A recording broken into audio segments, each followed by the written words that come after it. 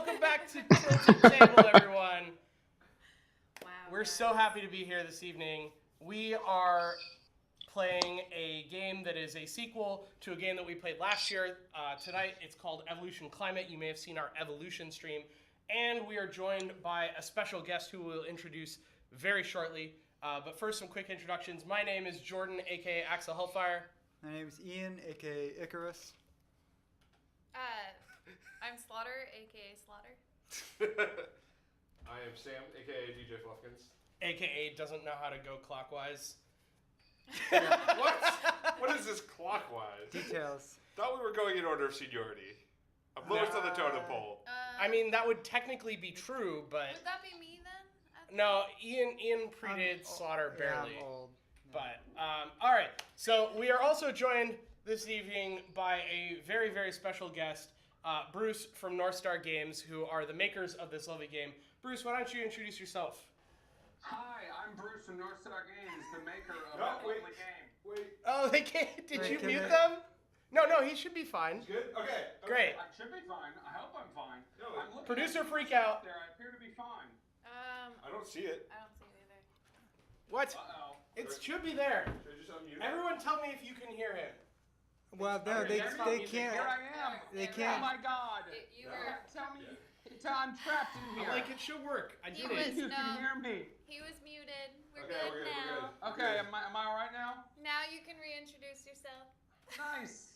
Well, Hi, could they I'm hear Bruce us? from North Star Games, the maker of that lovely game. Yes. I have no cool handles because I'm just here on a camera. So, Bruce, before we jump into this game, I know you guys have a lot of really awesome stuff that's coming up this year. Why don't you tell us a little bit about that? Oh, we sure as hell do. So let's start with the stuff that just came out a couple days ago are our new games in Happy Planet line. You might know Happy Salmon, the game that is, to a lot of people, Pit, but with light touching. So we decided to change that. We now have a game called Funky Chicken. Comes in a neoprene chicken, like Happy Salmon, but now you're dancing. So instead of the high five and the pound it and the switcheroo and the Happy Salmon, if you know what I'm talking about, you know what I'm talking about. If not, look it up. It's all over YouTube. We've now replaced that with Spin, where you spin in place. The Bump, where you do a hip bump. The Funky Chicken, where you do, I'm trying to show the Funky Chicken. And to do that with another person, you say, so funky. And Swing, which is kind of like a locked So arm ghost together, where you funky. lock arms and spin your part. Awesome. Yeah, so we've added those to the game. So if you're like me and you're like just a pound or two heavier than maybe your ideal weight, you are going to notice it while playing Funky Chicken, which is good. There are very few games that give you kind of just a little bit of a workout. It's a workout game. I like it. The other cool thing is you can mix the Funky Chicken actions, the kind of more active actions, with the actions from Happy Salmon to make the game that you want to play. So you can actually kind of customize your own version for you and the people that you play with, which is super duper cool. We also have a game called Monster Match coming out, another part of our Happy Planet line of games. The whole deal with Happy Planet is we want to make games that make you just a little bit happier. And we say that because we don't want to lie to you and tell you that the game is going to make you happy. If you're having a bad day, I don't think Happy Salmon's turning it around for you. I wish it would, but if we're being honest with one another, I just don't think it's going to. What we do hope is that all of these games, Happy Salmon and Funky Chicken and Monster Match, just make your day a little better. We just want to kind of up your happiness meter a little bit. We also hope to do that with Monster Match. Comes in a neoprene monster, which is awesome. If I was thinking, I would have brought one of the monsters with me. I didn't, because I'm awful. But it's a game, a whole bunch of little monster cards. Every monster card looks different. Some monsters are similar, no two are the same. And you're worried about eyes, arms, and legs. You roll 2 dice, one has a number, one has eyes, arms, and legs. You look on the table of all the monster pictures, and whatever combination comes up from the dice, you're looking to match. If you're thinking to yourself, hey, Bruce, that seems a little bit like Spot It, and that game already exists. I get it. We think we made a better game because if we're playing Spot It, and I'm good at Spot It, and you're not good at Spot It, I'm going to spot it at you, and you're going to watch me do it for 10 minutes. I'm going to say, like, lightning bolt, baseball bat, mouse, and you're just going to say, like, hey, Bruce, why don't you take the deck and you come back to me and you tell me how that game turned out because I'm not actively playing. It's sort of like the talking here, where I'm just sort of talking at you, and there isn't necessarily a part where you're getting in. It's like that, but of games. What we like about this is that if multiple cards on the table have those traits, you can actually, multiple people can score. So it's not as mean. It's not me just doing it at you. Everybody can have a part of it. Plus the cards have like a donut score in the corner between 1 and 3. So maybe I'm really fast, but I get one only worth 1 point, and you take a little more time, you're a little more deliberate, but you get a few more points. So that makes it super cool. Every time you play a trait and there isn't anything on the board that matches it, you can hit a zilch token. That gives you a 1-card bonus, lets you put 10 more monsters out on the table. About 8 to 10 minutes, you've played all the cards, the game is over, and then you count your donut points. So what's really neat about that, once again, is that unlike this conversation, it can't just happen at you. Nice. That's awesome. That's how I feel when I talk to Jordan. Oh. So I think we're definitely going to check out these Happy Planet games soon on stream. So everybody out there watching, definitely keep an eye out for that. We'll have some announcements very soon. We're very excited about that stuff. But let's jump in to Evolution Climate. So first of all, I want to give some background to people. You guys have, what, 4 or 5 Evolution games now?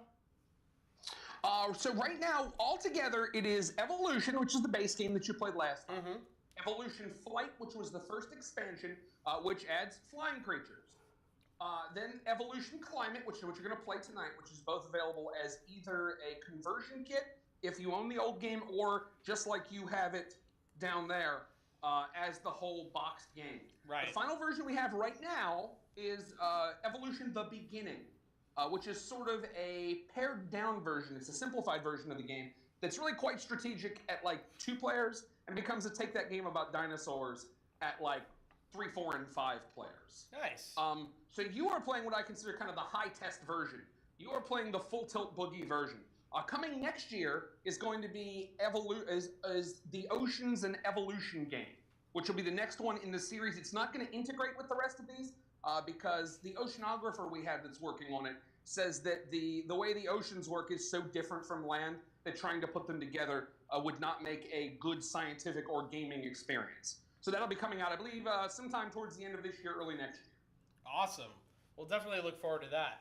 All right, so to give people kind of the basic background of this game, I have to stop for 1 second because I just noticed that apparently I got Happy Salmon with someone's eyes. it's true. This did happen. Yeah, I didn't realize it. I just want to I realize you're about to go in the explanation. You're doing important things, and I'm sorry. And this is part of the danger of bringing me on here, and I hope you know that. Yes. Don't ever Happy Salmon me with your eyes. Just come Happy Salmon me.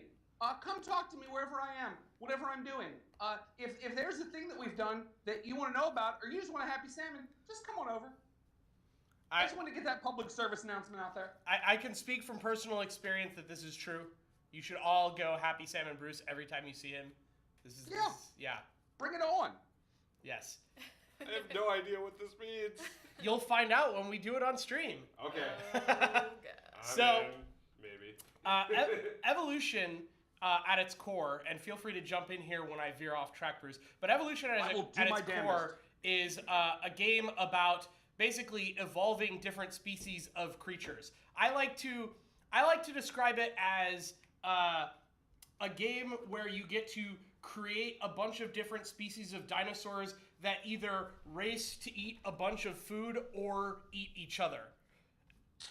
Yes, because the main thing to know about this game is the thing it teaches super well. The reason it's been featured in Nature and the Journal of Science and all these great journals is because it teaches the interconnectivity of ecosystems, which is exactly what you're talking about. If everything gets carnivorous, you have to deal with that. If everything is a race to food, you have to deal with that. So it definitely does a stunning job of showing you how ecosystems are interconnected. Yeah, totally.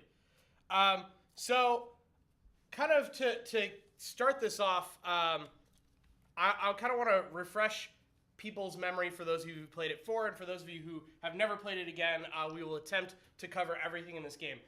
So the first thing that everyone has here, if we can put one of these on camera somewhere, is these little species cards. And these species cards have a couple different things of note. they have a slot on, well, they're actually two different directions, I think, or they were. Yeah. They have a slot on the left or the top, depending on how you, or on the right or the top, depending on how you orient it, which are these circles where you can put food as you eat it. And you only have 6 slots to put food, but you actually have less depending on other things that are on your species card. The other 2 things you have here is in the middle, you have population and then body size. And you're actually going to have little cubes that go in these slots that tell you whether you have 1, 2, 3, 4, 5, or 6 of those traits. Everyone is going to start with one of these species cards that has population and body size 1 by default. And every time you create a new species, that's what they start at. So I'm going to go ahead and hand some of these out for people. And while you're handing that out, I'm going to field the question that's on the board now. Yes. Climate was not made, none of these games were made with an intent to go into educational institutions. The guy who made the game, Dominic Krapushets, loved this game, thought it was super cool. There was an original Russian version, and he looked at that and said, well, I think I can take this Russian idea, and I think I can make an actual game out of it, and that's what he did. It just so happens that the science works out so well. The intent at all times is to make a highly thematic game that is strategic and fun. It has happened to teach the science really, really well, but it was never the intent at any of the point that any of this was made to exclusively be something to teach science. Was always to be a great game that also happens to teach science. Agreed. So if you want to show these on camera really quick, just kind of riffle through them.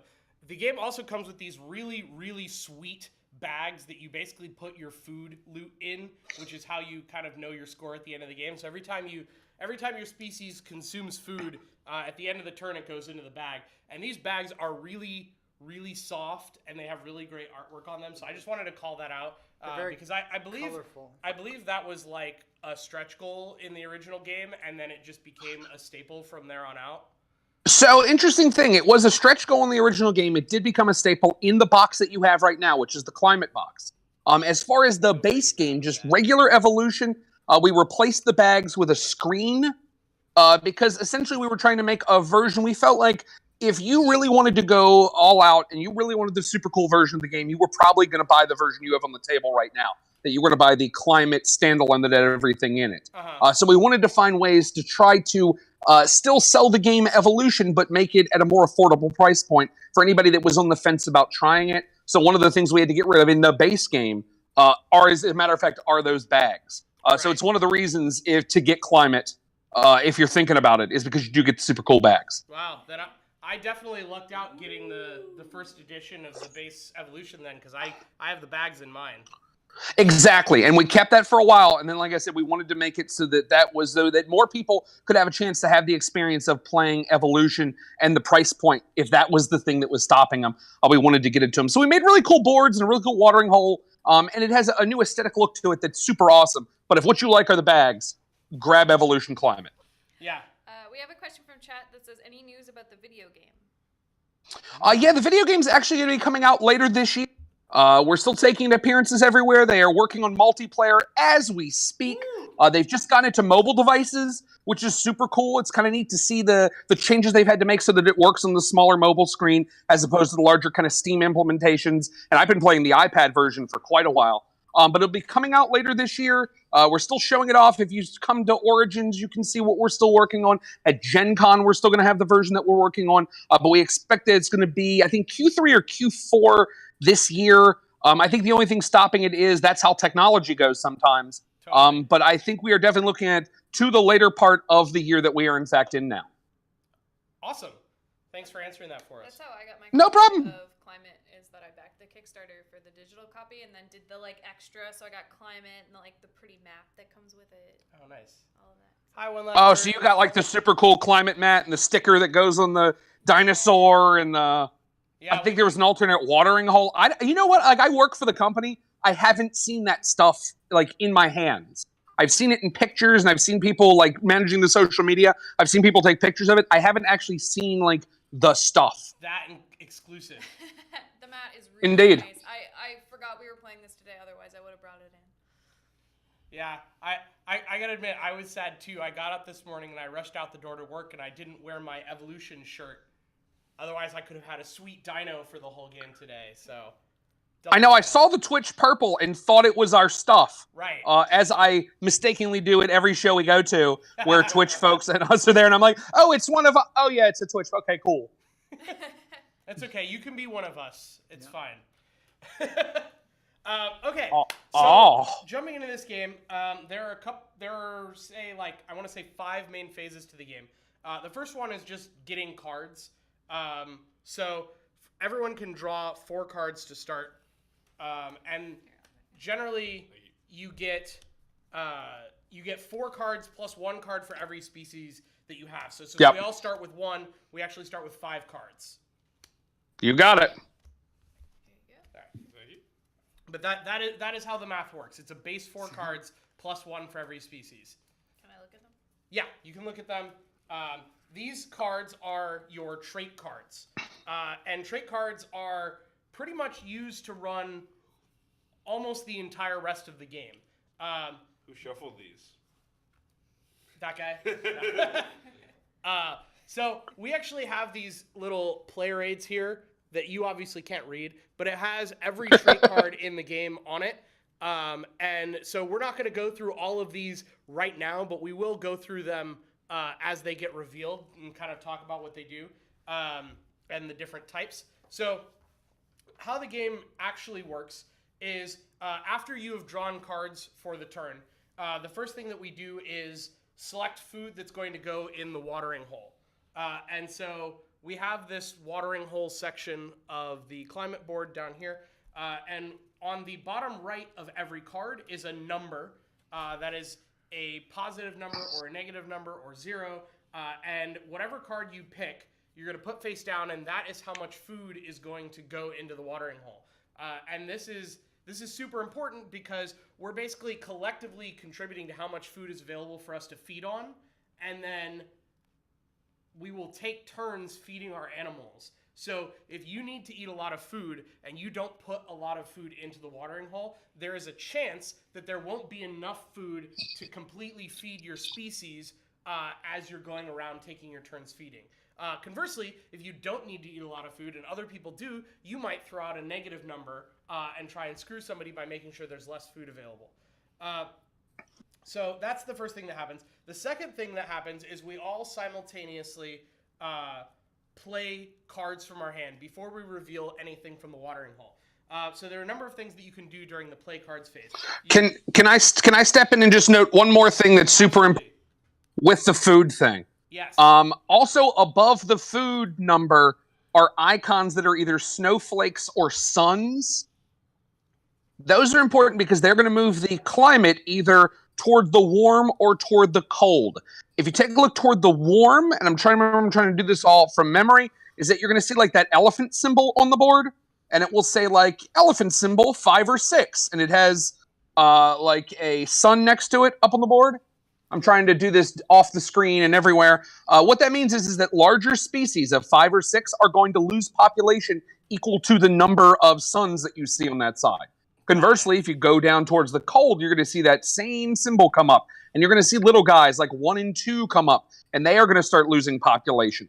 So just remember, in your selection, this is the big difference with climate, is that not only do you have to worry about the food, you also have to worry about the climate. Got it. So to kind of boil that down into one sentence, as it gets hotter, the larger species start dying out sooner, and as it gets colder, the smaller species start dying out sooner. You got it. Also, there is a hot deck and a cold deck.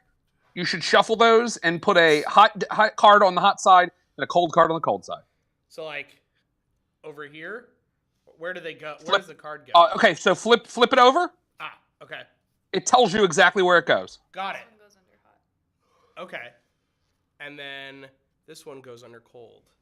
So what happened is this is like a card that gets triggered when we reach that point? That is exactly how it works. Should the totem get to that point, it is going to trigger that event. The thing I always remind everyone is that this game is, the deal with evolution is it wants you to play it a lot of times. So you're not necessarily going to see either or both of these events in this game. Right. Because in the given life cycle of any one species, they may not have seen any of these particular events occur. Right. That makes sense. Awesome. So,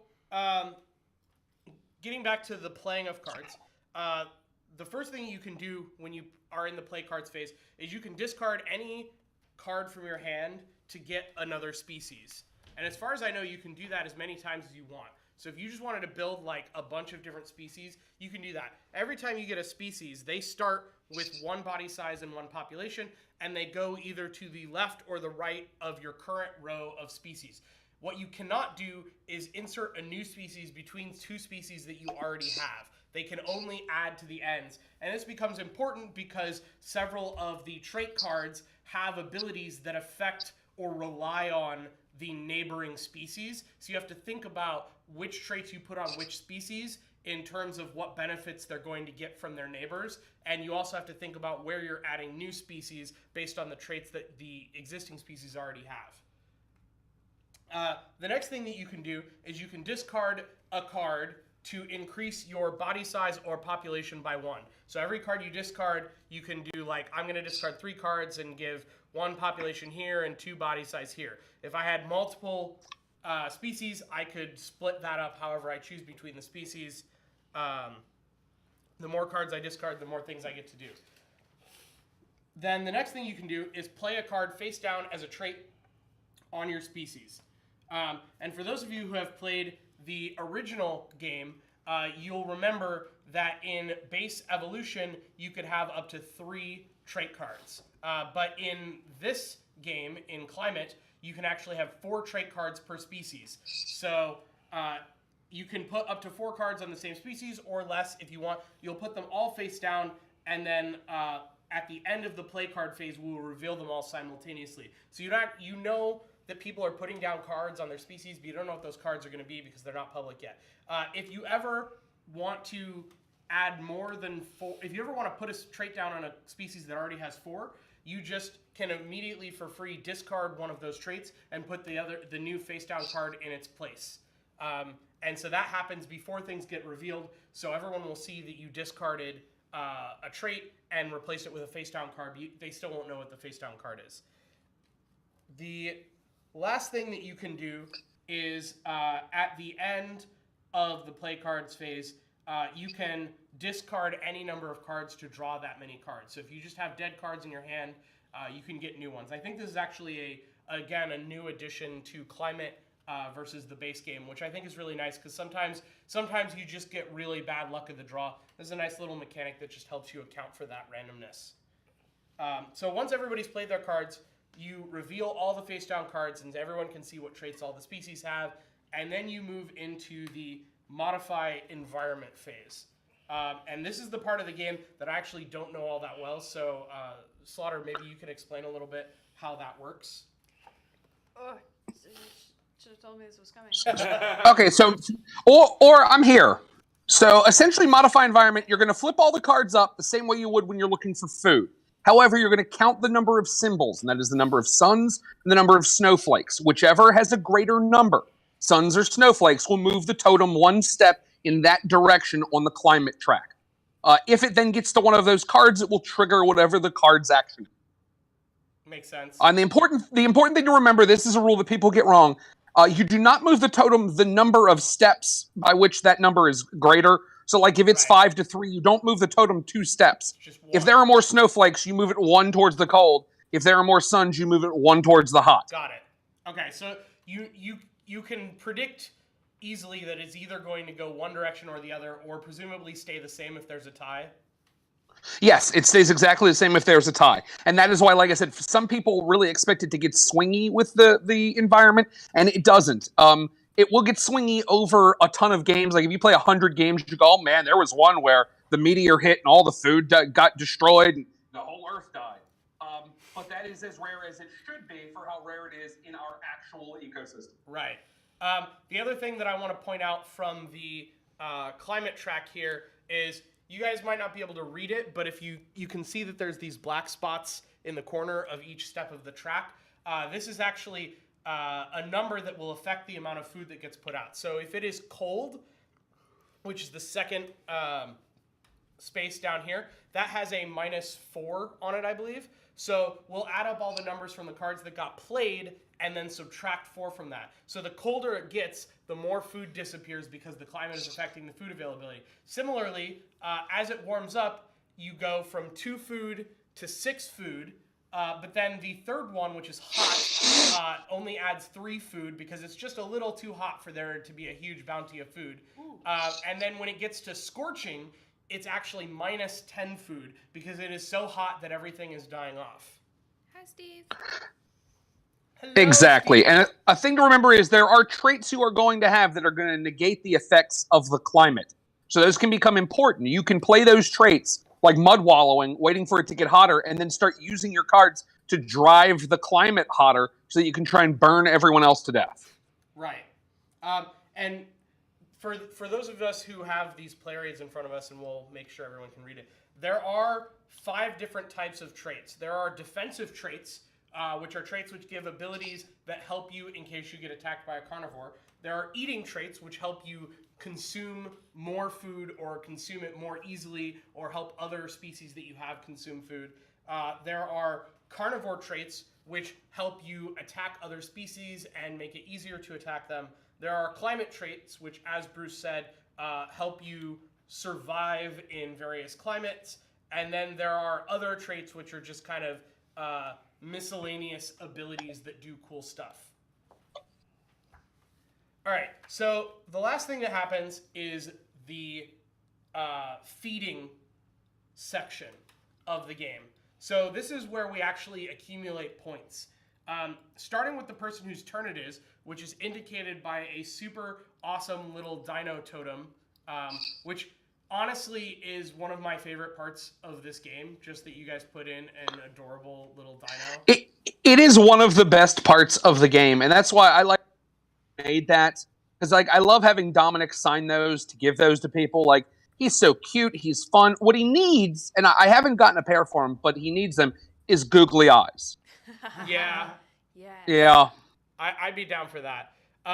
So whoever has the dino first player token goes first, and that person can feed one of their species. And when you feed a species, you either take one plant food from the watering hole, from the shared communal amount of food, or you can attack one species if your species has the carnivore trait. So if you take plant food, it's literally you just take one food and you put it in the food section of your species. You cannot feed higher than your species population. So once you have as much food as your species has population, you can't feed that species anymore. So basically, we're going to keep going around in circles one at a time feeding until we either run out of food or all of the species cannot feed anymore because they have fed their full. Then the second thing that happens is if you're a carnivore and you attack someone, you can attack any species that has body size less than your carnivore's body size, if I remember correctly. Yes. So basically, no one would want to be a carnivore right now except for Sam, who's a cheater and gave himself 2 of everything to start the game. Because we all have body size 1, so unless somebody increases the body size of their carnivore on the first turn, their carnivore is going to starve and die immediately. So pro tip, don't do that. You consume, I believe, a number of food equal to the body size of the species that you've attacked. So if your carnivore is body size 3 and the species you're attacking is body size 2, you gain 2 food, assuming that you have at least 2 population on your carnivore to put that food in. And this food does not come from the watering hole. It actually comes from the general supply of food. Hey, Steve, thank you for the 2 hundo bits. We also just got raided What? Yeah. by the whole card. Hey, the whole card, thank you for the raid. Welcome, everyone. We are playing Evolution Climate, and we are joined by Bruce from North Star Games. We played the base Evolution last year. This game just makes it bigger and better and more awesome by adding the environment to the things that you have to pay attention to for your species survival. And we're just doing the rules right now, and we're going to get started very shortly. So you all got here at the perfect time. Thank you so much for the raid whole card. So that's more or less how attacking works with carnivores. Obviously, there are traits that will modify that, which we'll get to. Then, once everyone has fed and there's either no more food or everyone has all they can eat, then any species that did not eat enough food to match its population number loses population down to the number of food that they ate. So if you have a population 4 species and you only manage to grab 2 food, your species goes down to population 2. So that's super important because you might, the rookie move is to just pump your population a lot, thinking you're going to get a lot of food, but then you hit that one round when nobody puts enough food into the watering hole, and then you can't fill your species, and you lose all of that population that you paid dearly for out of the limited number of cards in your hand. And that's pretty much it. Once the feeding phase is done, everyone grabs all the food that they ate and puts it in their bag, and that becomes points that are banked forever for the end of the game. I think that's everything. Did I miss anything, Bruce? I would have interrupted if I heard anything missed. I feel like it felt good to me. We'll see once it starts what goes wrong, but it felt like a real good, solid explanation. Awesome. So before we get started with the first round, I do want to mention that thanks to the generosity of North Star Games, this copy of Evolution Climate that we are playing tonight, we are also giving away to one lucky viewer tonight. So we're about to open the giveaway, which I'm doing right now on my laptop. So all you have to do to enter the giveaway is buy tickets, and you buy tickets with tilts, which you earn from watching the channel. Type !tilts to find out how many you have. You can buy up to 25 tickets with the command !tickets, and then the number of tickets you want to buy. It's not live yet. It will be live in a moment here. Type !giveaway if you want to find out more about how this works. And I'm gonna start this really quick. But first of all, do we know, is there a cool way in this game, in this rule book, for how you decide who the first player is? I am trying to remember. You've caught me on a thing I do, because normally I just kind of throw the meeple at whoever seems cool when I do a demo. I'm like, you seem cool, take the meeple. Right. Do we have a... I can't remember. Because I know we have a fun tiebreaker, which is order a pizza and play another game. I do not remember. If anybody in the chat remembers, please, for the love of all that's holy, stop me. It just is randomly determined. All right. There you go. So I'm going to say that the first player is the person who most recently watched a movie or TV show that had dinosaurs in it. Ooh, I was watching Lost in Space, which not totally dinosaurs. It has weird space creatures, which counts. I also watched that recently a couple days ago. pterodactyl-like things. When? Ooh, For me, it was like 2 days ago. True. Oh no, we finished watching it this weekend. All right, then that's probably me then.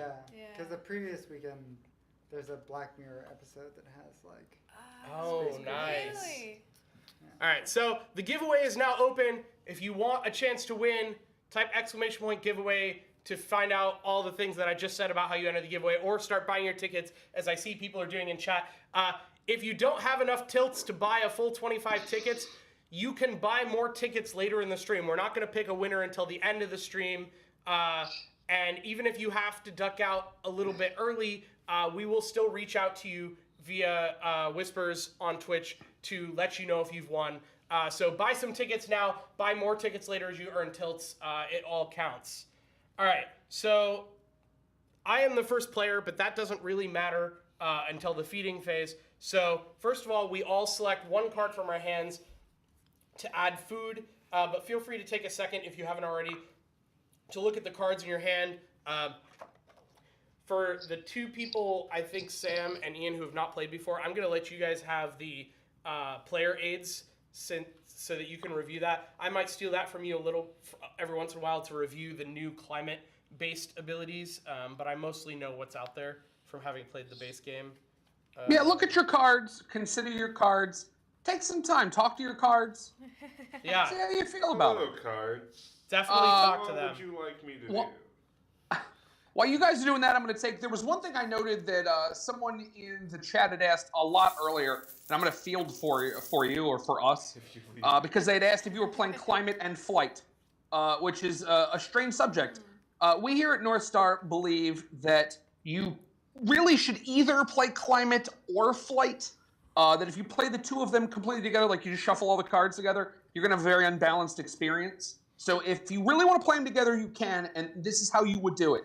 Is you would take the avian trait, kind of that hard board, the avian species, and the cliffs, which is the second place to eat. You would integrate those into climate, and that's it. You take all the rest of the cards, and you would not play with those to give you the most balanced experience. Right. Crit Camp, you know I would win the giveaway if you win this and try and give it away on your stream. You know I will. I don't even have to be on your stream to win giveaways. All right. So I've put my card in. Everybody else feel free to put a card in when you have had a chance to look at your hand. It all happens simultaneously. You don't have to wait for the next person.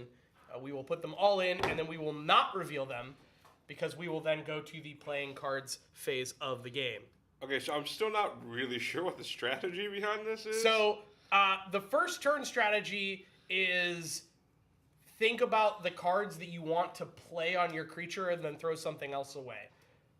It is generally rare that there is much strategy to the card you discard to the watering hole first turn, other than don't discard a card that you want to keep. Maybe you know that you're going to go for like a high population strategy, and thus you discard a card that turns the climate colder right away. Maybe you know that, but it seems unlikely. Like even as someone who's played before, I mainly just identified cards I wanted to play and then threw away the odd card out. I still think that's a pretty solid strategy in the start. But once again, as I often say, I'm not a high caliber player. The developers we have on the game, the creator of the game, might say something different, but everything you've said sounds really on point to me. Awesome. So the next thing we can do is go ahead and everyone start playing cards. And if you discard a card to get like a species or population or body size, just announce it so that everybody knows, the viewers knows what's happening. Otherwise, if you're playing traits, you can just put them face down on your dude.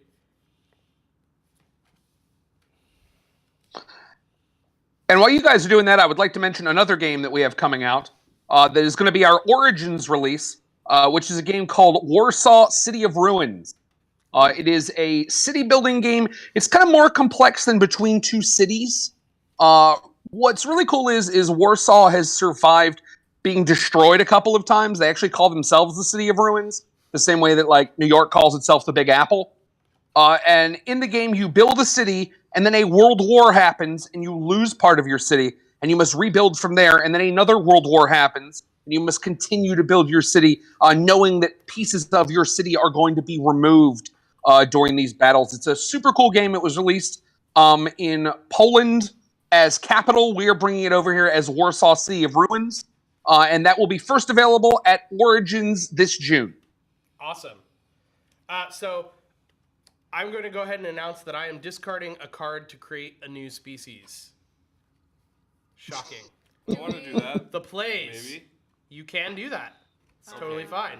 I'm trying to remember if we announce if we're like the cards that I put down. Am I gonna like this is how I'm upgrading things, or am I also saying like, well, this one's upgrading and this one's for population? Or Oh, something no. like that? Cards that you're doing to add population body size, you can discard right now. Okay. They don't go face down at all. You'll just discard them right away Got and it. go ahead and make the changes.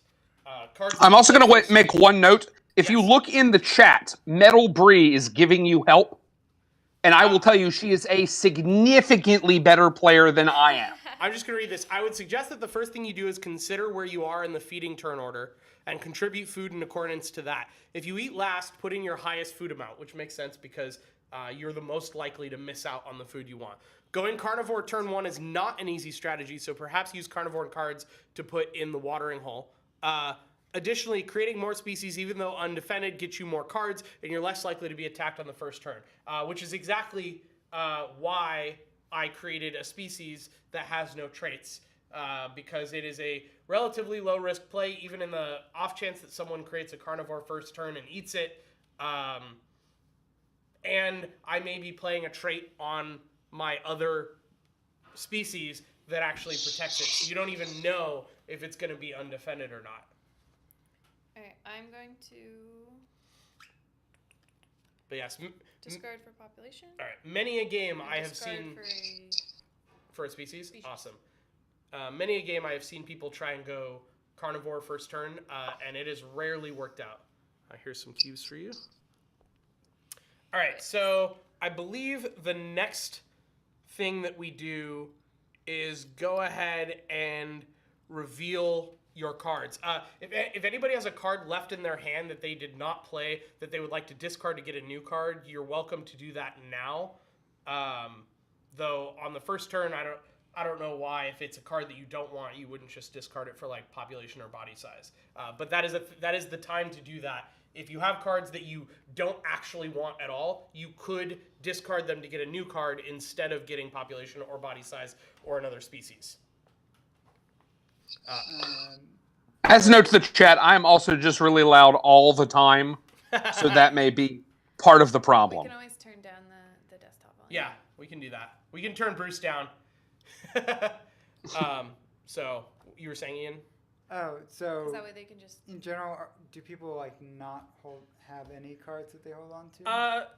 Sometimes people hold on to cards because they're trying to set something up. Like they might be like, I have a carnivore card, but it's not advantageous for me to go carnivore this turn, so I'm going to save it. But I would say that more often than not, I tend to see people play out as many cards as they can each turn because they're going to draw up to the amount that they get, not draw an extra amount. So if you save one card, you actually draw one less the next time around, if I remember correctly. I am looking that up. Yeah, it's it. That I don't like. It's one of those things. I'm having a terrible time remembering that. Once again, if you are in the chat somewhere, Bria, and you remember that, because I know you. I'm wrong. It specifically says it explicitly says deal 4 cards to each player plus 1 for each species that they have. It does not say up to that amount. Real Commander Pickles, welcome to the table. Thank you so much. So thank you for correcting me on that because I misremembered. All right, so everyone's played all the cards that they want. Feel free to reveal them. Let's go ahead, for the sake of viewing purposes, let's go ahead and do them in turn order just so that everyone understands what's going on and so that we can explain what the cards do. So the first card that I've played on my species is called Fertile. Fertile is one of those other trait cards that just does cool stuff. So Fertile says, this species gains 1 population if there's food on the watering hole before the food cards are revealed. Now that doesn't help me this turn, but hopefully it will help me next turn, because hopefully we won't eat all the food on the very first turn. So Fertile is great because it just gives you free population every turn as long as you're not running out of food. It also tells the other players that because I have a fertile creature, chances are I'm going to be putting in higher number of food into the watering hole, at least in the short term. The next card that I played is Long Neck. Long Neck allows me to take 1 plant food from the food bank before the cards are revealed. So I get a free food that does not come from the watering hole every turn on my long neck creature. The third thing that I've played is Climbing. Climbing says this species can only be attacked by a carnivore that also has the climbing trait. Before Ian goes, I'm gonna read Metal Breeze next advice. There isn't a big strategy for holding back cards unless you've evolved a species with intelligence, which has abilities triggered on discard. Use all your cards to build feeding engines as early on as possible. All right. Producer, I think we stopped scrolling chat because I can't see that message. If you could fix that, please. Just scroll chat all the way down on the monitor. Oh yeah, it says there's new messages. It got scrolled up at some point. I have my own personal screen. Yeah. Great. I was like, I don't see that message. Hey, that's a lot of stuff. All right, cool. Yeah, so that's great advice. Keep scrolling down further, actually. There's more. click new messages at the bottom, maybe? I can't. You can't see it. Oh, yeah, just left click. Left click. Oh, he broke it. Yay! No, we're good. Stop scrolling up. We're good. All right. So that's all of my traits. I have 2 species, both population 1, body size 1, and then I put 3 traits down. What do you have, Ian? Okay. I have a couple overlapping things. But yeah, so the first one I had was long neck, Great. which is similar. Takes 1 plant food before the food cards are revealed. The other one I have is cooperation.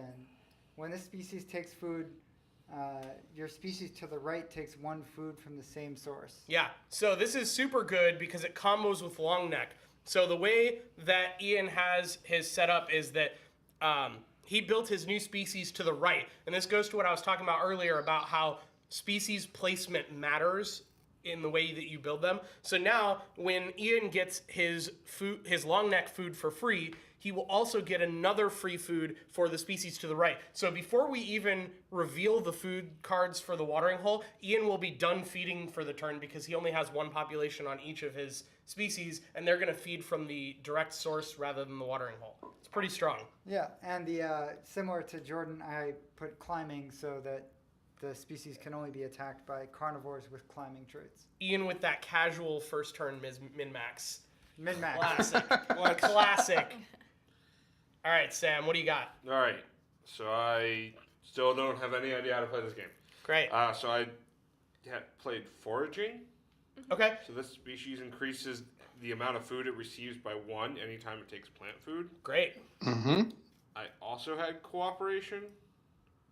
Okay. And then for my other species, I also had foraging. Awesome. So, Nice. for that is a great play. I just want to point out for people watching at home and for your own sake that neither of the foraging will take effect this turn because you only have population 1. They're still really good to play, and you should. It's not. I'm not saying you shouldn't have played them, but just note that they're not going to take effect this turn because you don't have a space to eat the extra food that you would get. But that means next turn you're probably going to be bumping up your population on both of those, which is totally fine. And also, if you wanted to move your player aid, you could probably push your species into the camera space a little bit. What's happening? So that people can see it in that empty space. And what- Yeah, just move them left so that they're closer to the climate board and they can be seen. All right, what do you have, I Kate? guess I should. I have scavenger. So this species takes 1 meat fruit from the food bank after the carnivore's attack, which isn't good now. Oh, that's really nice later, yeah. And then I also have foraging on mine, which is why I increased my population by 1 so that this guy Nice. can feed. That means also they combo, right? You can scavenge. Yes. Wait, scavenge lets you take meat food, so it doesn't combo, Mm-hmm. actually, Oh, that's because valid. foraging requires plant food. Oh crap. But it does mean that you're going to get a lot of food from a lot of different sources. Yeah, I'm like a raccoon. I can eat anything. So basically, first turn, Slaughter has built a trash panda. Yes. For those keeping track at home, I had 4 foraging cards in my opening hand. Wow. And I had no idea what to do I with had it. 2, Wow. and I dealt us Ian, from the same. no, I'm just kidding. pile. I shuffled half. You shuffled the other half. These were shuffled and mixed and reshuffled a couple times, but it is a fresh deck, so there's bound to be a few clumps in there still. Okay, so one thing I forgot to mention is how the game ends, and I don't know if this changed in Climate, but in the original game, the game ended when you ran out of cards in the trait deck. And then you complete the next turn. Yep. Yes. Great. That so didn't yeah. change. Okay, so we're just going to play out these cards. So the more cards we draw, the faster the game ends. Yay. You'll never see any of the cards mean- you discarded again, Oh. unless you get another one of the same type, of course. Okay, so now we've moved on to the modify environment. So anybody who has a trait card that triggers before food cards get revealed can do that now. So we need to punch out some food, whoever has the I food have, punchies. yes, on the menu today for vegetarian options, Ooh. you have lily pads, you have blueberries, some floral, or you can also have strawberries. I think that I think that Or algae. I've got algae. blueberries remind special today. remind my species too much of the color of its eggs, according to the fertile card. So we're Wow. gonna go with strawberries because that is the color of the eggs of its mortal enemy. So I collect one strawberry. Oh, okay. Sir, I would suggest algae to pair with your wine tonight. Okay. So I'll go with algae, and then I get one other one for this. Yeah. Yeah, we also have a pro tip for our foraging crew out here from Metal Brie, which is don't forget foragers eat 2 food at a time, so make sure to bump your population up by 2s to optimize. Because if you're going to feed twice in a turn, you could get 4, so you don't really want to leave one on any odd numbered, if that makes sense. Unless you have additional abilities that are giving you an odd number when you feed. Hey, Kit, Yes, you've dear. appeared. Welcome. All right. So everyone has done their initial feeding. Now we go ahead and reveal the food cards and move the climate marker. So the person whose turn it is traditionally grabs the cards, counts it up, and lets people know what it is. I mean, you can show them the cards, obviously. So it looks like we have some people being mean here, but we'll probably be okay. So we have 7 total. We had a 4, 3, 1, and a -1. Wow. So we have 7 total Yes, here, and we're at the temperate climate, so nothing changes there. Oh, the suns and snowflakes are dead even? Oh, Yeah, you got to do that yes, first. actually they are. Okay. The suns and there's 1 sun and 1 snowflake, so nothing happens. Because you would do that first, and then that would modify Right, the food yep. tables. Yes. Thank you for calling that out. So we move the climate marker if we need to, then we incur any population loss if that happens from climate, then we add the plant food, which we did ahead of time, and Yep. then if an event card was triggered when we moved, then we would draw a new event card to replace it. Exactly. So that's it. These cards that went to make the watering hole food all get discarded, and then we begin the feeding phase, which starts with me. One of my species is already completely full on food, so I'm going to feed my other species with 1 food, and this species does not care about eating blueberries, so that's what he's taken. I'm fed. So Ian just sits there and looks smug as he min-maxed the first turn. And then we go to Sam.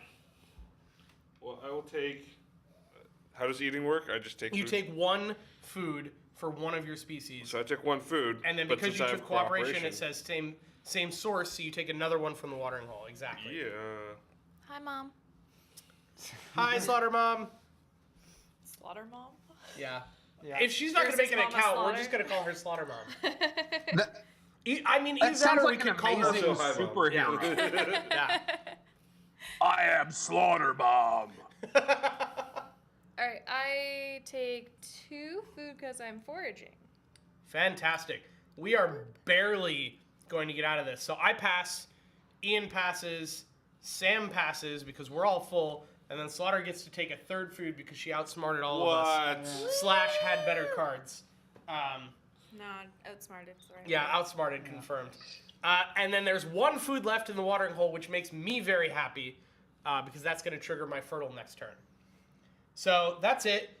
Everybody grabs the food that they ate off of their species and puts it in their super nice bag that they selected. In your velvety bag. Yes. They are super soft. I'm not going to rub them on my face because someone's going to get this copy of the game later. I and, did it anyway. You're it's welcome. okay if you do it. It's not, yeah. So we're gonna have all the food is eaten. We start over again. The first player token, I believe, passes to the left. Mm-hmm. I've been playing a couple games lately where first player passes to the right, so now I'm like a little bit unsure depending on what game I'm playing. Doesn't matter to me. Sometimes it matters for balance purposes in some games. So I'm going to go ahead and hand this off to Ian so that he has a reference here. But the first thing we do is everyone can just go ahead and draw cards up to the number of species they have. Since we all have 2 species, we get 4 plus 2, so that's 6 cards. And once again, it is always 4 cards plus 1 per species. Yes, Awesome. and that is not a cap, You can so it's put, not like- draw up to. That's a good No, point. it's not draw until you have that amount. It's draw put a that many deck new on the cards side in and the addition side. to the ones you may have already kept from a previous turn. 6? Yes. And then once you've drawn, start figuring out what you want to do in terms of adding food to the watering hole. My mother is really enjoying this game because she does environmental stuff for her work. That's fantastic. You I should really, Nice. I really like it when people shuffle the cards. tell you maybe your mother should sign up for an account and enter to win a copy of this game because we're giving it away right now on stream. My dad has an account now. Yes. So Slaughter Mom, go tell Slaughter Dad to log in and buy tickets so that you can win a copy of this game because it's amazing. You need to beware of Slaughter Dad. All right. So go ahead and put cards in when you have figured out what you want to get rid of, and then feel free to use the rest of the time to look at your stuff. Okay. Still not sure how this works, but okay. You'll figure it out. It's fine. She says cool, but I'm going to buy it for her, apparently. I mean, you could get it for her for free tonight. I have a copy, so she'll probably just play mine when she visits me in San Francisco. Yeah. Question mark? Slaughter Mom live from the Twitch office. Live studio audience. That's what we need. And then while you're putting cards in, I'm going to let you know about another game that we have coming out at Gen Con this year. Ooh. Here's all I can tell you about it. It is a makers of Happy Salmon, the actual designers of Happy Salmon, and the designer of Evolution and Evolution Climate, the game you're playing, decided to work together to make a game that does for poker what King of Tokyo does for Yahtzee. Ooh. It is called Most Wanted. It plays 2 to 8 in 15 to 30 minutes. It is super cool. You'll start seeing more about it probably around about June. If you want to see some of the art, which was done by a guy that formerly, I believe, worked for Nickelodeon and DreamWorks, you can check out our Instagram at North Star Games, and you can see some of the really cool artwork that is going into this game. But it's a super fun, kind of light game, unlike Warsaw, which is a little bit heavier. Not super heavy, but a little bit heavier. This is a lighter game, something you can kind of play with like folks you know that sort of like games and are getting into them, or a fantastic filler between heavier games. Right. Awesome. We like fantastic filler games. Woo! Yeah. I do want to say that is actually one of the things that I have been consistently impressed by in terms of the types of games that you guys publish at North Star is that there's a really wide variety of games for all types of gamers. And beyond that, like most of the games, even if they fall into sort of a different type, they're really accessible regardless of what kind of gamer you are. But like you have like Happy Planet really appeals to people who just want like fun light games, but they're also really enjoyable for people who want like something different from the heavier games that they normally play. And you have, Climate, which is, at least of the games of yours that I've played, is probably the most deep strategic game, but it's not too deep or too thinky. And then you have like Wits and Wagers, which is just like a really fun party game. So I just wanted to mention that for people who aren't familiar with North Star stuff, is that like you guys are a really awesome publisher, and I've really enjoyed basically every game that I've ever played of yours. Well, thank you so much. And one of our beliefs, like one of our beliefs that we have for all games, and you're going to see that with this game, is that we don't think you have to make a game that is strategically deep. It doesn't have to be rules heavy. The game you're playing, you could play that game 100 times and learn more combos and learn more things that are going to happen. And for folks that get the video game, you're really going to learn that because you're going to be able to do it really, really fast. Yeah. But it doesn't have to be like a tough slog to get to the rules.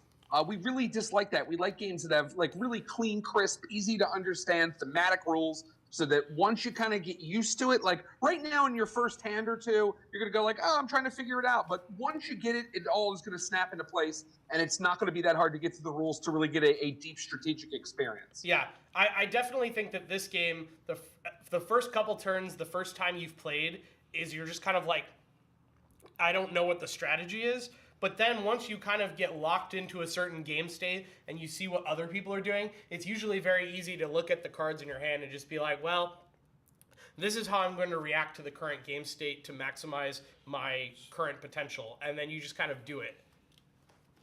All right, so what's happening Also, now? Double Bear's coming back.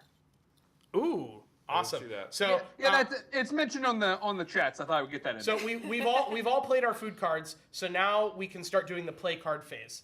So you can discard cards for creatures or traits. Yeah, you play them for traits, discard them for population or body size, etc. Can you append traits to existing species? Yes. Yeah. So every species can have up to 4 traits, and you don't have to add them all at once.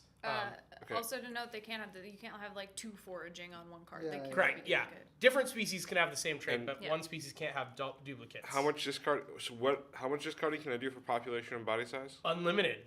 If you And wanted then- to just get all population this turn It's always because you 1-to-1. put in a Okay. huge population card, go for it. Oh, and so what's the deal with, Or a huge food body card. size? Body size helps you not get attacked by carnivores. So if someone makes a carnivore, then you are ready to defend against them because carnivores need to be higher body size than you. Yeah. As Sam adds 4 body size to Nope. his totally That would be 3 body 3 size to population. his totally not. Oh no, 3 Population. okay. Population. Wow. Well, you're the only one who's playing with a species horizontally, so I got confused. All right, Sam did not actually Don't add any judge my body species. size, but that's usually the first indicator when no one has body size and you see one person add body size slyly during a turn. You're like, oh, carnivores are coming out. AKA Scott's favorite strategy, which is build up a single species to like 5 or 6 body size with fat tissue, which is an ability that lets you store food so that you Yeah. can feed really easily. And he does that for a couple turns, and then he converts it to a carnivore when no one expects it, and then he just noms on you because he has massive body size. I've discarded 2, so I'm increasing each of mine population by 1. Okay. Oh, and then what happens if you can't feed your population?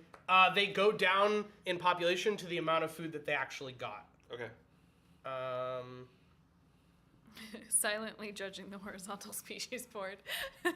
Says Metal Break. So I'm Wow. gonna discard 1 to increase the population. Okay. I'm going to discard 1 to get a new species. Eep. I think I did that backwards. Yeah. Okay. What do you have against horizontal species? Why They don't you take take a up. They horizontal take up more species? space. Yeah. Yeah. I don't know. I like his It's actually probably taking up less space currently. The way Well, takes up less. Oh. The horizontal species take up He's more got a horizontal better space. UI design than you. Just Uh-huh. saying. I'm also going to discard.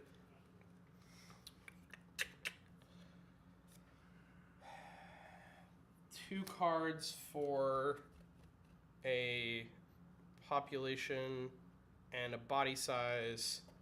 I'm going to discard another card for a population, and then I'm going to put a trait on this guy. Trait on the one that you increase the body size Yep, of? yep, that's what I'm going to do. All right. So I think we now reveal. We'll start with Ian. yeah. Or do I do the? No, don't No. do the food yet. We'll reveal all the trait cards played, because they might have an effect before we Oh, reveal yeah. the food cards. So I added intelligence to this guy, So, of course. which you means did. that I can discard from my hand during feeding, and in this case, because it's not a carnivore, I get 2 food from the food bank. and if it is a carnivore, intelligence allows him to ignore one of the defensive traits of a species that he's attacking, such as climbing. So watch out for Ian to maybe flip that intelligence creature to a carnivore later in the game if he discards one of his traits and puts another one down. That might be what's happening. Shush. So I have a new species with both climbing and nocturnal. Ooh, Nocturnal's a new one. What does that do? So nocturnal prevents one population loss from heat, but then this species feeds before each of your feeding turns if there are no carnivores that can attack it. So it basically gets a free feed. So you basically get to feed twice each turn that you get a chance to feed, as long as that person can get food and can't be attacked. That's pretty good. Wow. That's pretty good. Yeah, that's much better than my defensive hurting. And what does that do? Oh. I prevent one population from loss of cold. The species can only be attacked by a carnivore with a larger population. Which But is it's why like you gave it a crap ton of Yeah, population. which would be great if I didn't draw like 4 of them. It's like an I armadillo. don't know what you're talking about. Yeah. Cheats. Sam, you could always can shuffle the deck while you're waiting Yeah. instead of complaining. Yeah. If Here, you really, do both. Yeah, you Shuffle feel them free together. to reshuffle them all. Jordan, which deck do you draw from? Neither of them. Well, then your one seems to Yeah, be. you might want to fix the tablecloth though. Yeah. While you're at it. You're the one who. I didn't do anything. Yeah. All right. My trash panda now has cooling frills. So I prevent 3 population loss from heat, and this species gets +2 body size when determining if it can be attacked. Ooh, wow. Wait. All right. It makes itself look bigger. Okay. And then I also have nocturnal. Nice. Do you think if we played this with like actual people, actual scientists, like you'd have to actually name an animal with that trait before you could play the card? Maybe. Not us, obviously. Okay, so. I'm still sticking with trash panda because it's still yeah, you have one nocturnal, more. and I have one more. I got pack hunting, so I have a carnivore on the Awesome. So this adds its population to its body size when attacking another species. No. Fantastic. So on my body size 2 creature, I did not put a carnivore. I put defensive herding, which is the same thing that Sam has. I do want to take a moment to call out a cool, fun little non-game related feature. If you want to grab your player aid and flip it Yes. over. Love Which this. is, and I think the player aids are different if I remember correctly. Are they? Yes, which is great. So on the backs of the player aids is this little table that lists out all the different traits, and it lists off like a genus and species name. And what you can kind of do for fun is make up a scientific name for your creature based on like the 2 most important traits they have. So for example, my fertile long neck creature, you might say that they are a playa stretcher, or you might say that they are an extendo dado. What did you call me? Exactly. So our player aid has like fun, silly I feel names. like I was like ours looks very scientific. Theirs have like serious scientific names. Yeah. I was so like you I can get can't different pronounce examples. most of these. So if you want to come up with a name for one of your creatures, just so people kind of know what's going on with that. I mean, my pack hunter is currently just a pack hunter, and I'm going with trash panda for the other one. Trash Panda. All right. I guess I have an Amicus. What is the other one? Aquilix? Amicus Aquilix. That sounds about right. Yeah. Nice. How about you, Ian? What is one of Well, your I have like creatures? the funny thing. Did so- you want this boring scientific one? Well, I mean, I'm the most scientist, I think. of people It's here. true. You are a literal scientist. You can So- have these ones. You can have the other player aid. This one is Ascendo Awacus. Nice. Nice. I like that. Do you want to name your other one scientifically now? Hold to on, make you feel metal. better? Can you on the funny one? Can you read fat tissue intelligence? Sure. That would be a Lardo geek. Thank you, Metal Bree. Yeah, a Lardo geek. Or the other way would be a Smarry chunk. Yeah, this one's Intellectus Amicus, Nice. which works. Awesome. I'll give this back to you, Sam, so that you have the player aid available to you. Alrighty. And we get the funny ones. Yes. So we've done playing cards. Now we get to do trait cards that trigger before anything else happens, which would be your long neck Could have had with pate cooperation. What? So if you can get us some food, Foodmeisters. And so this is like How many? He needs 2 food. One because he's a long neck, and the other because of cooperation. yeah. And so for intelligence, it says discard cards during your feeding turn. Is that what?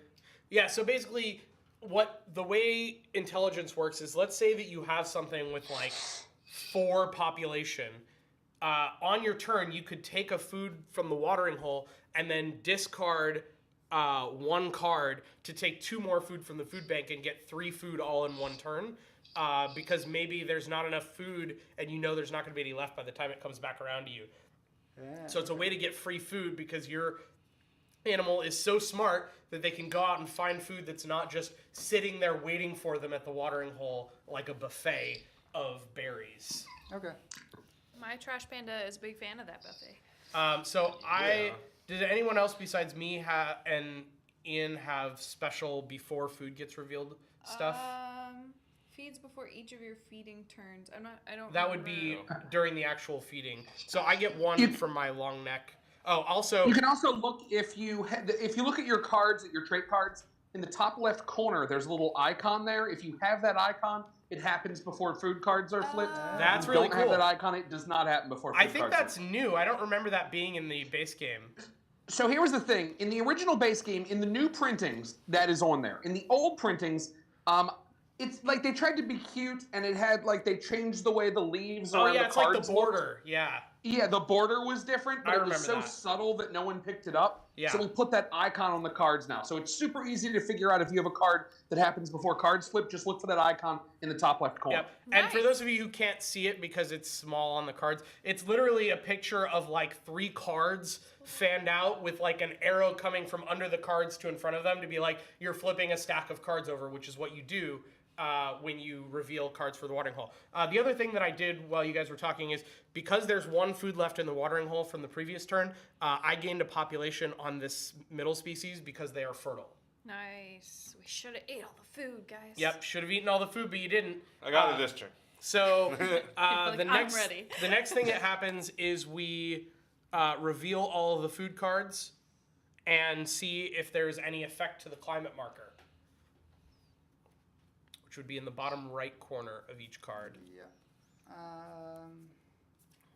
Ooh, somebody was mean. Somebody was mean. Uh-oh. Okay, so There's Jordan. No. we have a net -3 because these cancel out. Wow. So 3 cold. 3 We're- cold. We're going cold. We're although going our marker cold. is backwards. Yeah, okay. Yeah, and then It was neutral. Oh, I see. For food, we had somebody play a -3. What? Jordan. But then It we wasn't me. I need the food. And we I have have 3 creatures. It was It was definitely then Ian. we have a 2 and a 4. It was for sure Ian. So we have 6 food So there's 6 food. plus 1. With the -2? with the -2. Yeah. Oh no, there's a -2 on top of that. Oh, so we so- have 5 food all of a 5 food. sudden. Wait, was Wait, the no. was the -3 also the one that made it super cold? Yes, it was. So It was totally one Jordan. person literally cost us 5 food, and it was not me because I am about to get You- screwed by this. Okay. How much food? Sorry. Well, so you add 4. Yeah, 4 total 4 food. total, okay. Yeah. So we have 5 food available, and I go last, which is gonna Yay. suck. I am for sure going to have a species die. Okay, so rip me. nocturnal. So when it comes to your turn, you can feed your nocturnal creature and then feed again. Oh, awesome. Yeah. So basically, I'm not going to get any food at all this turn. Correct. I'm not even going Very to get a likely. turn. Correct. So, So- I Rip- don't think I'm gonna get enough. No, food. you're going to get a turn because he can only take 1. Yeah. But So- all of like almost all of my species are going to die right Whoa, now. whoa, But whoa. but he Because I can take 4. But you can't take it all at once. Why not? Yeah, because can, you- he's got Because I have Oh, you're foraging. Oh wow, then yeah. Co-op. and Cooperation. cooperation. Yeah, you're right. So I Rolls also into foraging. Yeah. So basically, that one person, Oh, no. which was for Which sure, was, no, it was it actually was not for me. sure Sam. Yeah. Like I said, it was Oh, for no, sure it's not Sam. me. Not only did Sam, not only did Sam I sabotage trusted his you. own population, he also caused 4 species to die. I'm Let's supposed just be to clear. place blame Jordan louder into the losing was the microphone. goal. I mean, Slaughter's the one who lost everything. Ah, my pack hunter can now eat. It's carnivore's turn. Wait, but you don't have a carnivore card. This one. But that is a pack Modifier. hunting modifies carnivore. You need a card that says carnivore to be a carnivore. Oh. Shit. Yeah. Also, you didn't have enough body size to attack anyone. Yeah, I did. It's 2 because it's a Oh, pack because hunter. pack hunting. But yeah, you actually need a card that makes them a carnivore, I thought it unless was that just the changed in this red game. cards. No, there is literally a card that just says carnivore and switch Oh, right. Yeah. to a carnivore. Right. Yeah. Crap. Yeah. I forgot about that. Wait, so what did I kill? You killed all of Slaughter's and 2 of mine. And that one goes down to 1 And this one will go, and I will lose a population on my main dude. So And then don't forget, I this do is the another rule population too, people right? often miss in the game. Whenever you have one of your species go extinct, you get 1 card for each trait that was on that. So Slaughter's Oh, about that to get species. 5 cards for So I- free. yeah. On top of the, and I assume because all of her species got wiped out, she gets a new species for free as well at level 1. At the start of the next turn, I believe, Right. technically, is when it comes out. But yes, So I get you were 5 never new allowed to be cards. completely without species in Right. this game. I lose 2 of my species Okay. completely, go down in population, and because I lost 1 card, I get to draw 1 card to replace it. Okay, so I just lose 1 population for this You one, lose right? 2 population. 2? Oh, okay, Yeah. that's fine. Yeah, you screwed everyone, including yourself. It's You okay. just screwed 2 Except of us for me. more than You're welcome. You did not screw Ian, who is just feeding himself over and over. Wow. But we also now bank all of our food, as Sam is already moving on to the next turn. Oh yeah, you should take. So this is what happens in climate. You can have things where all of a sudden your amount of food became very, very scarce in a way that you weren't. Sam, I don't think you Expecting it. deserve the dinosaur. Yeah. Ooh. Sam does not deserve the dinosaur. It's too cute and too innocent for this level of cutthroat play. FYI, I drew 3 of the same card. Actually, After you After shuffled. this is interesting, which we can answer after I ask the question for Dark Citadel. Is there a cannibalize rule if you're a carnivore, so you can eat one of your other animals if you would otherwise die due to lack of food? You're actually forced to eat. If I remember this correctly, Yep. someone correct me. Your carnivore has to eat, and if If they it can't can. eat anything else on the table, and like one of yours are the only other like viable option, they will eat your other Yeah. thing. I have known Yeah. people to keep their carnivores alive.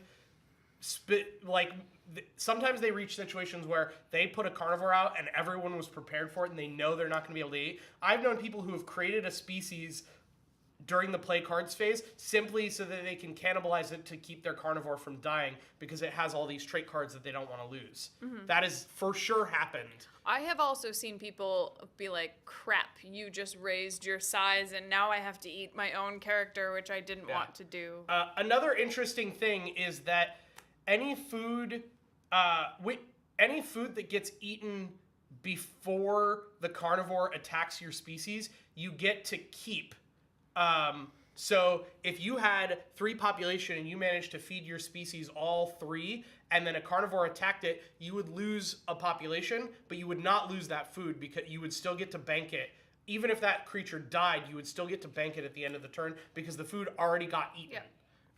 So if you end up cannibalizing your own species, you could choose to feed it first from the watering hole, then eat it, thus getting yourself 2 food out of 1 creature's death.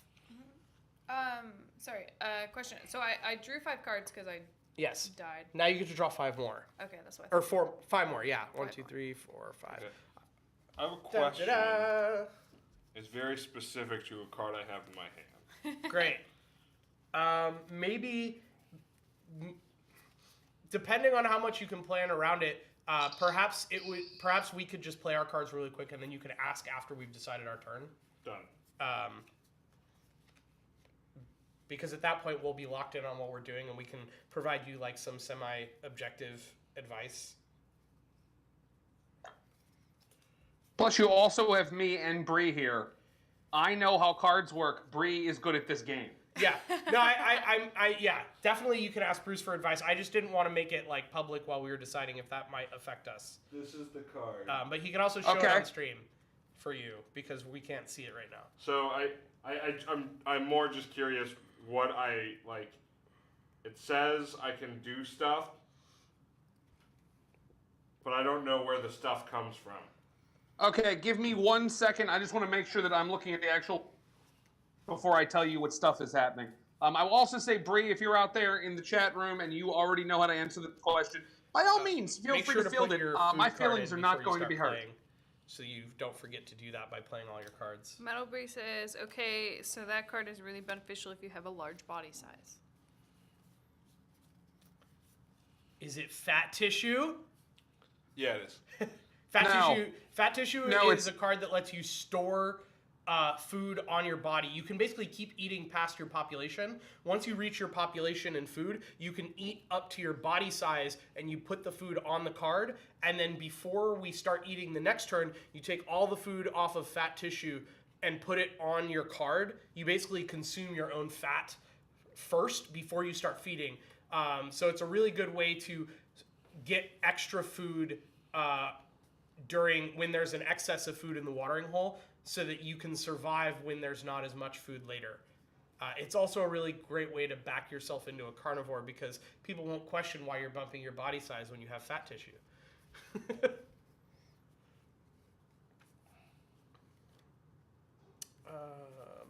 I do not know what to do And here. so, yeah, if I want to like change the body size or population or whatever, I do that right now. Yes. Now you can. Yeah. Okay. Sorry, I was behind. Also, as a note to Dark Citadel, I hope I'm reading it correctly because my eyes and it's dark. Yeah, there is an awful lot of strategy to this game. It's not a really dense rule set. It takes like a turn or two to get used to it for it to feel right, but it doesn't take long for the amount of strategy that's in the game. There's a lot going on. Yes. And Climate adds for a very small number of rules, because the only rules we changed were how many cards you could have on your species, the sun and moons being kind of in the same place as your food, or the sun and snowflake, and that it could potentially trigger a card on the board.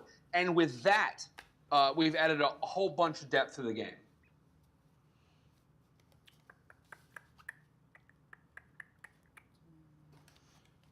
So with this, like, what's the minimum players for this game? Minimum players is 2. Ooh. Okay. Minimum players is 2. I would say, for my money, for 2, I like the beginning because it's a little bit faster, personally. But there are a lot of people that love this. If you go in somewhere like Board Game Geek, there are people all the time that say that this is their favorite 2-player game. I always look for good 2-player games for my partner and I, and there's something like, oh, you can play this as like technically it supports 2 players, but doesn't make it a good 2-player game. So we're always looking for games that are like actually like people are like, no, this is a great to play as 2 players. All right. Yeah. So I think everyone is done except for Slaughter, who had way too many cards. But that's good because it gave you lots of options. This is true. The upside to having a species die is that you get to do a lot the next turn and possibly replace several of them. Mm-hmm. That's what I liked with like, okay, you lost everything and that sucks, and you lose a lot of like your population and body size, but luckily you don't lose like technically the amount of traits. Right. You have a way to get back into the game immediately, even if it's not in as strong a position as you had. And that's part of what we've tried to do here is, and this is with any games that we make, we don't ever really want you to emotionally kind of hate what's going on. We realize that things can happen and you're going to be in more and less advantageous situations, but we never want you to feel helpless when you play any of our games. Totally. And this being the deepest of all of them, the one where you could most likely feel that way. We don't want you to. We realize that if things go bad or you've made a bad strategic play, that you should be in not as good a situation. We don't want you to then additionally say like, and there's nothing I can do. And that was part of the... It fortunately works that the science works. That was one of the things we did to make sure this was a game. Awesome. So, I do want to say I 100% agree, Bree. Fat herbivore, late game carnivore is a great strategy. I'm a huge fan of that play. as I see Sam is making a fat herbivore right now with 2 traits on it. What? What? One of which may or may not be fat tissue. Okay, so another question about fat tissue that I may or may not have. So it says I can do it before food cards are revealed. So where would that food come from? If It comes from the food bank, aka the pieces we haven't punched out yet. Yeah. Which is the same place that long neck feeds from. Yeah. So do I get free food? You get free food from. Wait, sorry. Fat tissue says you feed from the. No. That's what No. I'm confused. No. Yeah. I'm discarding What? 5 cards. Hold on. Let me. It says this 1, species 2, may 3, store 4. food on its body. Yes. You move so the essentially stored what you're food going to do from the is card. you're going to put food. If you look at your card, like where the circle is for food, Yeah. you're going to make like an invisible circle on the table that is next to it, where you're going to start storing stuff for fat tissue. The next turn, when it's empty, you're then going to move all of that stuff from those invisible circles and put them on your active circles. And then you can start filling up to your population. I just usually store it on the card. Yeah, note that it says store food on this card. Onto the species. And then board. move Okay. the stored food to the species board. Got it. Yeah, essentially it tells you to put it on that card. I normally put it like in an invisible circle in my mind, right next to where the other food is. Right. Got it. Okay, now I get it. All right. Are you still thinking slaughter, or are you good No, to go? I'm good. I discarded 5 cards. I moved 1 population up by 4 Holy and made crap. a new. Oh crap. The 4 population beast, But it's single With 4 body size. but 4 traits. Okay. It's 4 traits. Which, so I would assume that some of those are defensive, since there are 2 people who increased their body size this turn and may be making carnivores. Okay. All right, so Sam, as the first player, what did you play? I played hard shell. The species gets +4 body size when determining if it can be attacked. So basically, it can't be attacked except by people who very have defensive turtle. the one that He's- Slaughter tried to play. But he's all the way up at 3. Three. 3, so that'd be 7. 7. So no carnivore can naturally get to 7 body size. However, that card that Slaughter tried to play, which is pack hunting, allows you to add your population to your body size when determining if you can attack. Ah. So if you have 6 body size and 2 population, that would be 8, which would beat his 7. Or if you were intelligent, you could just Yes. play a card and just be right through that. Exactly. Intelligence can... Oh, are you playing this card on your species? Or is it just a card that you're not playing this turn? This is playing on Okay. the species. You need to discard one of these first because Oh. you're at the max You of can 4. only have 4. Yeah, unless you didn't want to play it. But you're at the max of 4, so you'll need to either discard a card to replace it, or keep it, or make a new species, or make population body size, whatever you want to do. Okay. Should I just keep flipping? Yeah, go ahead. I guess I'll make. You want a new species? Yeah, and I can put it in between. No, you can't put it in between. You can put it to the right or the left. Yeah. I also have fat tissue. Yay, fat tissue! Surprise. All right, what's your last one? Symbiosis. How does that work, Sam? This species Ooh. cannot be attacked if the species to the right has a larger body size than the species. So if I replace one of these, You just discard it and you put a new trait in its place. okay. Oh, but so You you're can't like- discard it to get a thing. I You can't just discard remove it. it from the board. Small suckerfish is hiding under your giant Yeah. turtle And it happens to be my bag art. that has a herd of turtles. That's fantastic. So while Ian's thinking about whether or not he wants to do the last card, Well, I feel like I should yeah, wait. yeah. At this point, before you reveal your big play, we should probably let Ian decide. Yeah. So this creature is now the Chunkdillo. Just so you guys are aware. Chunk Nice. The nice. Chunkdillo. I'm gonna go to the bathroom real quick. Feel free And to I reveal my think cards with as that, you get to me. I am on the East Coast, which means it is a quarter of midnight here. So I do believe I'm going to leave you fine folks to continue this game. Yes. Bree, I believe, is on the West Coast, so she'll probably be around for a bit longer should there be any issues. But I feel like anything that possibly could have come up probably has by now, Yes. I would hope. Thank you so much for joining us, Yeah, Bruce. thank you. Can we get some PogChamps or Board G fails in chat for Bruce for taking the time to be with us this evening? We really appreciate it. And thank you guys so much for providing us with this game to not only show off, but also to give away to one of our lucky viewers. We definitely extra appreciate you making the time, given that you're on the East Coast. It means a lot.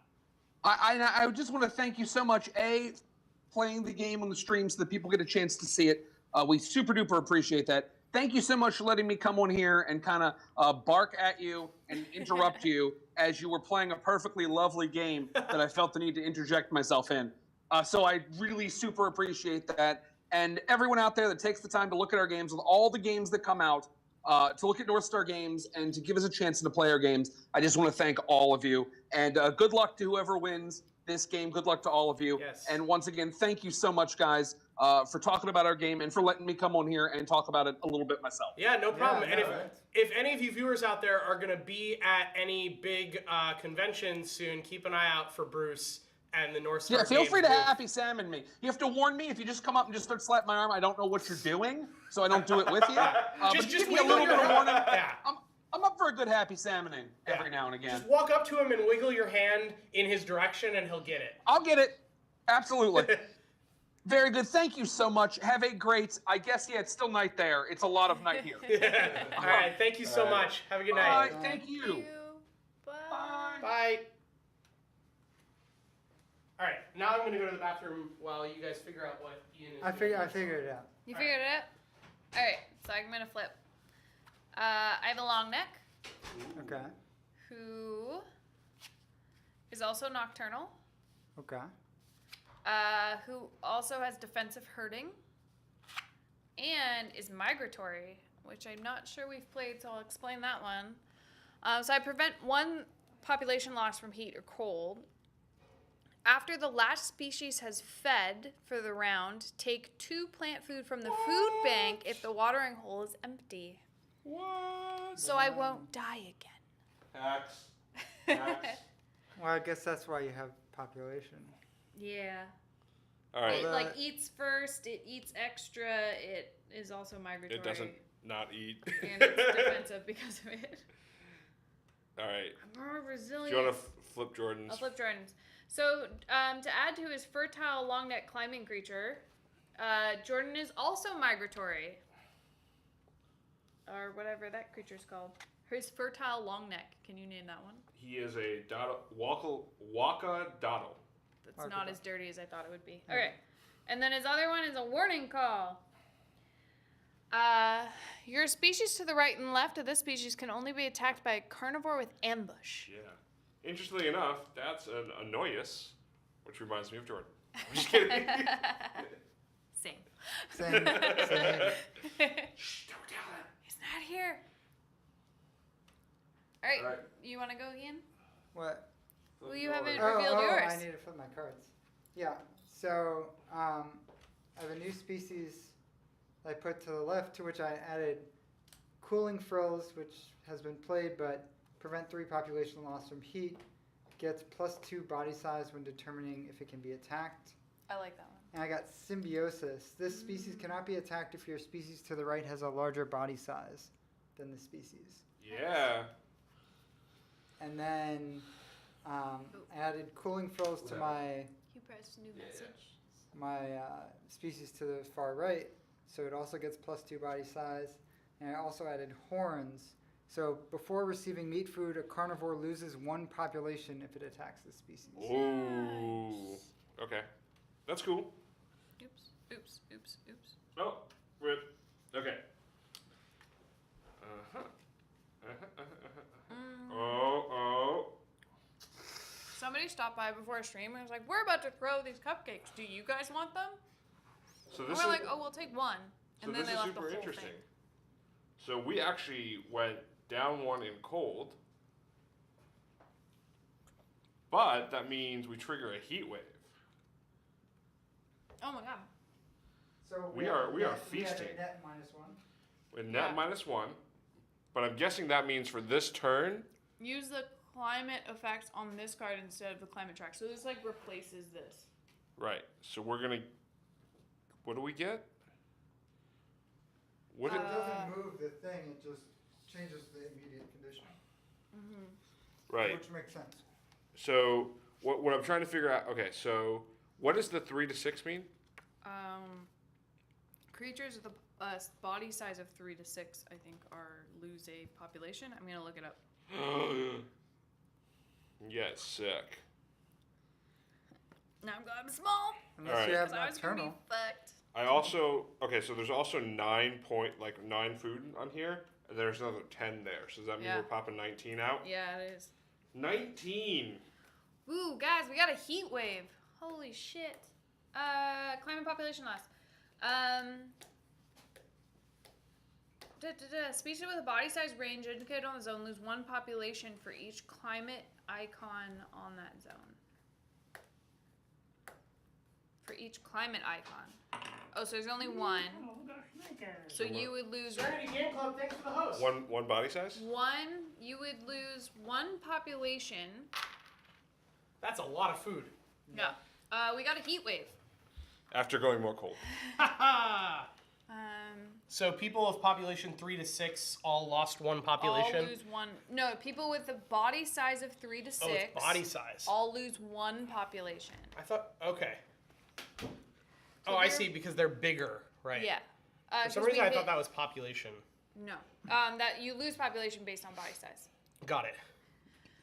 And it's only 1 sun, so that means it's only 1. If it was like here, that would be, here. 2 population. It Right. would be 2 population for every body size that is 1 to 4. Okay. Okay.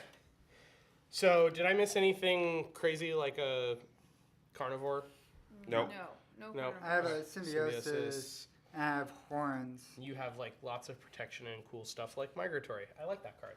Yeah. Okay. Although it seems more unlikely this turn, but maybe Yeah. we'll see. So Right? I'm guessing the long necks need food. Yes, long necks need food, which is going to cause some cascading things. Long neck Thank you.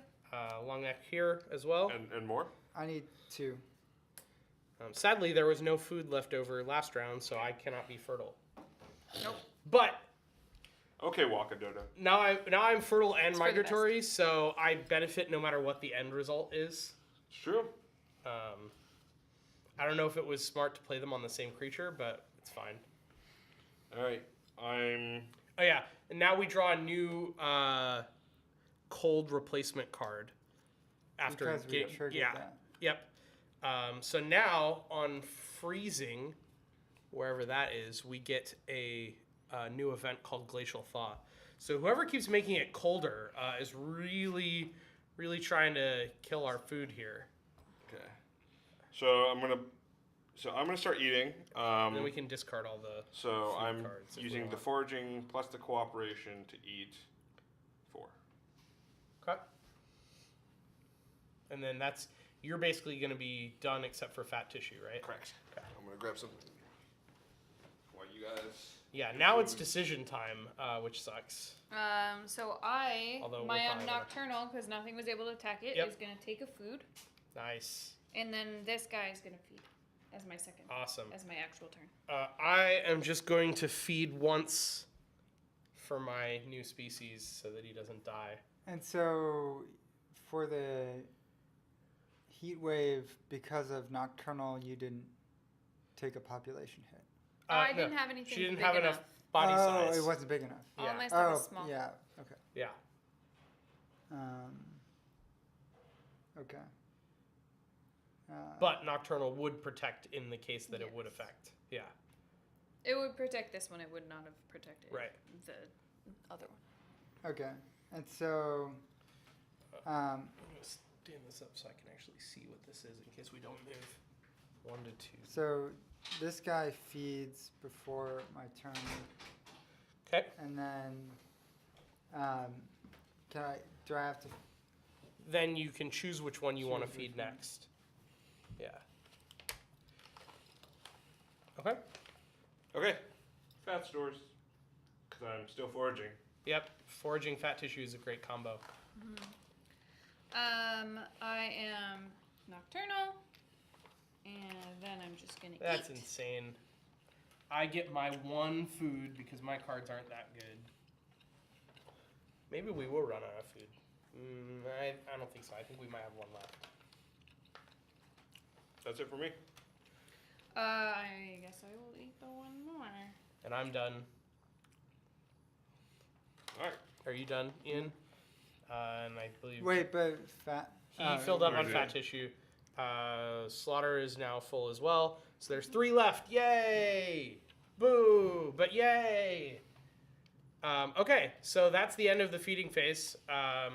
We can discard those cards that we used to feed last time. And then we now draw up new cards. And we eat our food. Nom nom nom nom. Oh yeah, Yeah. and Nom, eat your nom, food, nom, put nom, them nom, in nom, your nom. pouch. Like a kangaroo. We're all little velvety kangaroos. And then everybody draws 6 cards unless your name is Ian because you're min-maxing. And Ian gets 7 because he's a boss.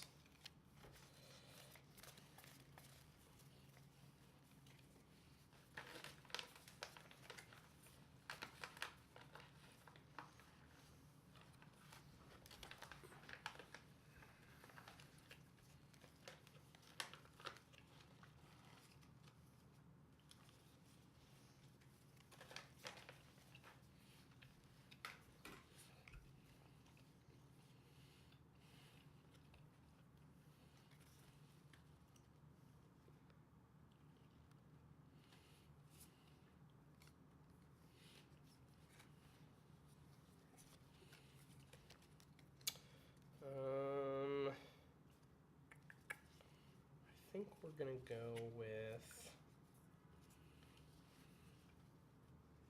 So, everybody, go ahead and put your food in so you don't forget, and also so that your choice of food is not affected by what other people start doing on their turn. Because if you see people start pumping population, you haven't played your food yet, you might suddenly then decide to restrict you the shouldn't food. population until the Exactly. 4 cards are in. Yeah. Point is, everyone should do that first so that people can move on to the next stage. Awesome.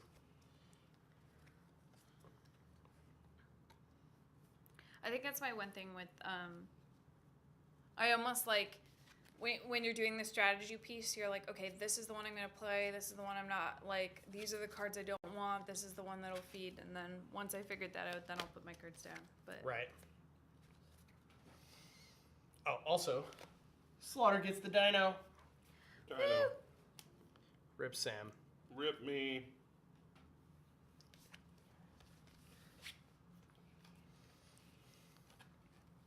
I hope you starve.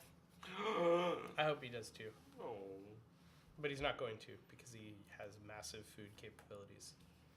Sadly. Yeah. Okay.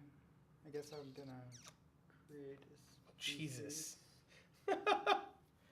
Ian's on his 4th species and I'm like struggling to do anything. But I am actually going to create another species in the hopes, in my hopes and dreams.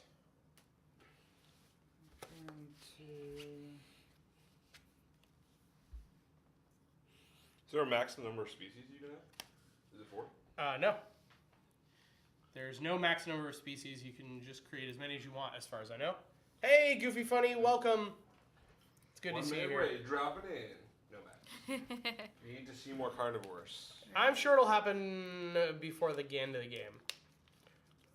So then, Right now, it's kind of interesting, though, because a lot of people have defensive stuff. Sam and Ian have a really large advantage right now, so there's no real incentive for them to go carnivore. And Slaughter and I are trying to play catch up with. It's hard to play catch up with carnivores unless you have such a powerful carnivore that it can just feed on everyone. I almost went carnivore, and then I forgot that you actually need the carnivore card to do carnivore. I did just discard carnivore, ambush, and pack hunting this turn for population. yeah, I did. I drew a lot of those.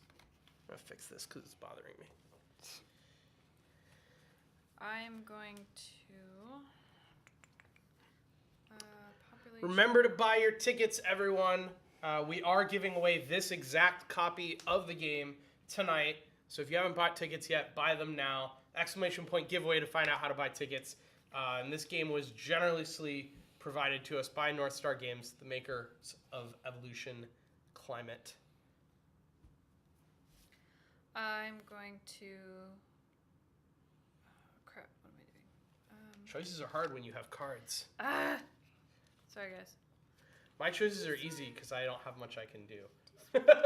I'm just like, oh, all these cards are trash. I guess I'm gonna get population. Just so you guys are aware, these tokens may come with a little bit of Jordan salt when they ship. Ignore it. I'm just like crying onto the cards. All right. I'm going to discard 1, 2. So I'm going to discard 1 for population on this one, and then 1 for a new species. Nice. So many species. Yeah. By the way, for those who did not catch it, I discarded 3 cards for population on my middle species, and I created a new species.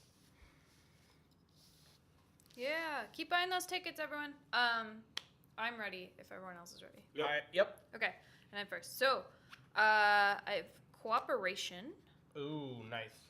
I wish I had seen cards like that this game. with nocturnal, Oh. Well, that's gonna be great. and burrowing. Burrowing, which we haven't seen. This species can only be attacked if it's hungry, Ooh. and it only needs 1 to not be hungry. So it's just gonna go hide away in its little tiny rat hole. Oh, I've made a huge mistake, but that's okay. I just added hibernation. I prevent 1 population loss from cold, and also I can ignore up to 2 unfed population if determining if it's hungry. So if we run out of food, I'm not gonna die even though I have population 4. Oh, you need a Oh, so those are on this guy? Yeah. hibernating burrow. That would be great. Can you pass me the rulebook, Sam, while Yep. people are revealing their stuff? Again. I want to figure out how badly I messed up here. Okay, so I this think I messed guy up pretty bad. has fat tissue. This species may store food on his card up to its body size before the food cards are revealed. Yeah. Yeah, I've severely messed up. That's Mousy Doo, Bruce signed out because he's on Eastern time, so it's Yep. very late Yeah. for him. Bruce was here. He ended up leaving us, but he was amazing as always. Tweet him with any of your questions. Yes. At BruceCoThinks on and Twitter. then I have Or just ask Bree because Bree knows everything about this game. Yes, that's true. carnivore. Oh, carnivore. Oh, snap. Pack Oh, hunting. no. Pack hunting, carnivore, we're all going to die. Where did this 4 body size come from? Because I had 7 cards. I discarded 4. Well, rip me. Rip me. Actually, not Actually, I rip had 8. No, because definitely I was rip me. holding it. Okay, I played a long neck on my new species. Put some fat tissue on my first species. Jeez. More fat tissue. This foraging is so good. Foraging seems I have not gotten any of the cool combo cards yet. I had foraging, and then you killed them. Yeah. Wasn't me. I mean, it was.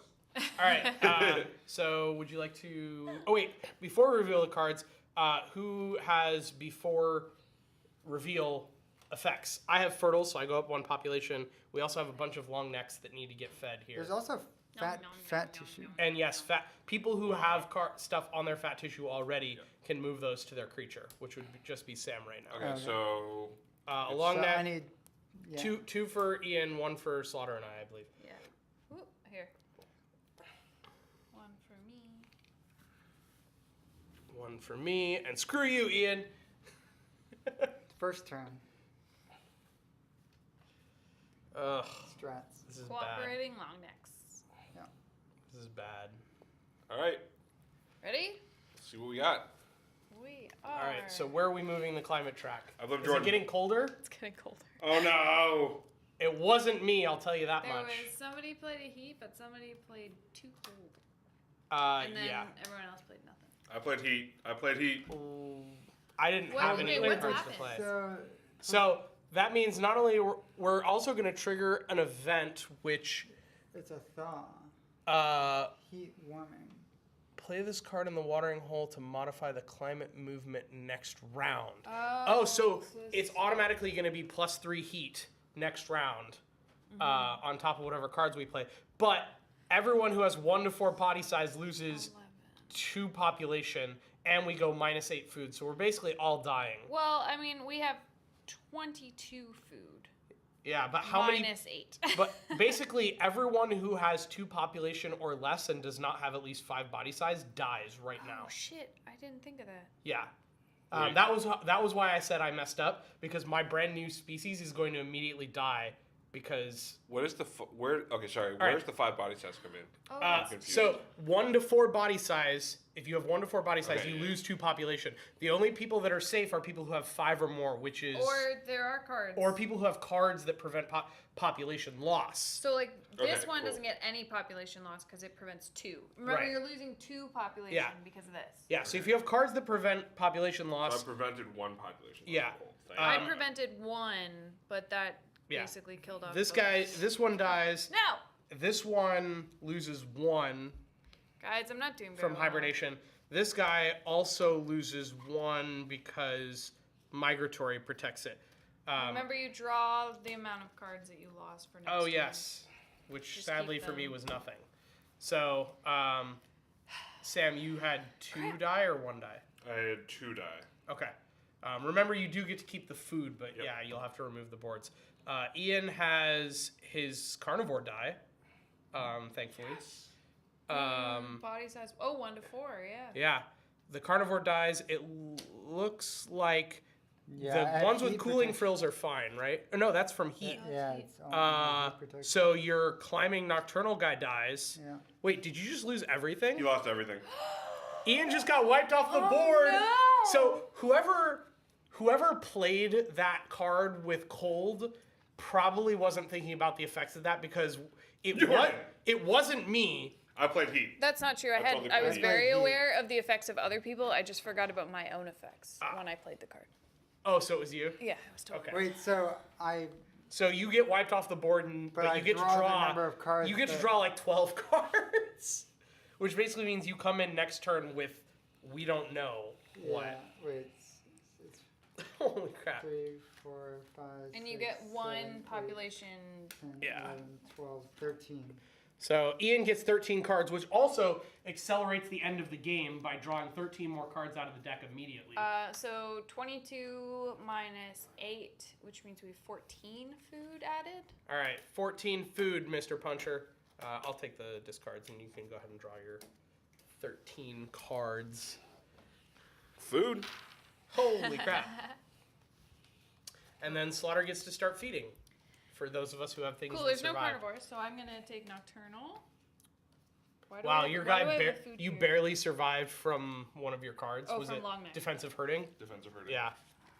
Long neck, and then so okay, my nocturnal, and then I take another one for my Awesome. regular. Carnivores are good in Arctic zones, says Mousy Doo. Makes sense because they can always feed. and Have a they'll good high night, body size. Charorojo. Well, I mean, but things have to be alive. Yeah. There has to be something alive that they can eat. Right. Okay. Jordan, feed. I am going to feed my hibernating dude to make sure that he doesn't die. Okay. Ian gets to take one. Or no, Ian's No, are all Ian's dead. out. That's the respawn Yeah. for next round. I'm storing some fat tissue, Oh, because that's all you can do right now. I am nocturnal and my regular. which is fine. 'Cause I'm going to I keep know. feeding, but it's not going to be enough.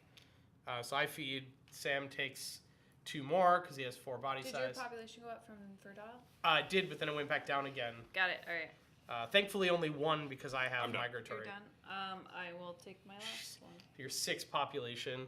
I'm going to feed again. Everyone else is done. Yep. I'm going to feed one more time. I'm slowly but surely getting a little bit of food. I think I literally just doubled my score this turn, which does not say much for how well I'm doing.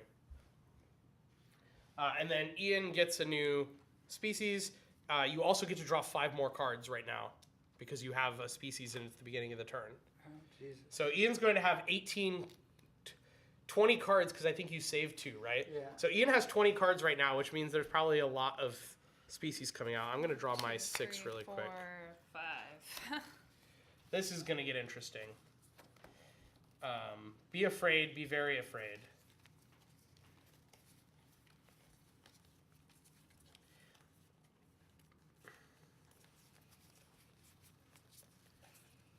Remember to put in your food thing Food thing. and first. think about the climate effects. We do have an event that's going to make it 3 warmer. three for warmer. 1 turn. for this exact turn. It is Well, 3 gonna- warmer. It's not going to cool, add up it's to the gonna add cards. 3 Yeah. heat to the card total when we determine whether it goes cold. So or we hot. could cancel it by all It playing will cold only cards. ever move one up or down, but this is just adding 3 to the heat total. Okay. Yes.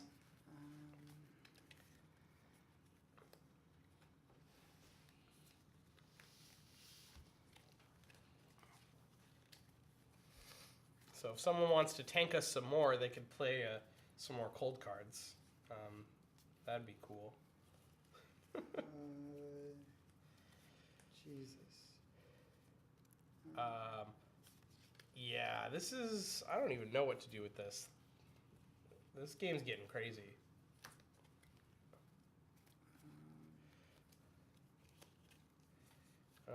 You know what we are going to do, though? Okay. We're going to try and make sure our species don't die this turn. That'd be cool. Crap, I kind of want to take back the card I put, and I don't know which one it is. Oh, no. Ian, did you throw a card on top of here? Like, is that yours? I don't want to... Yeah. Yeah, okay, that's Okay. fine. I don't even know. Don't even know.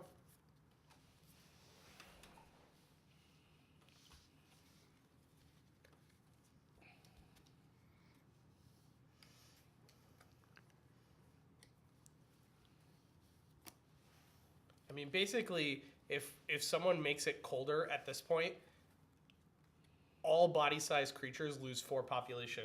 So it comes down to who has climate traits. Otherwise, we basically all get reset. Okay. So Put that one instead, if I want. I think. Oh, yeah. Okay. So we're done with that. So we can do. Yeah, you can start doing your crazy massive turn. I don't know. Meanwhile, the rest of us are just trying to survive. Alright,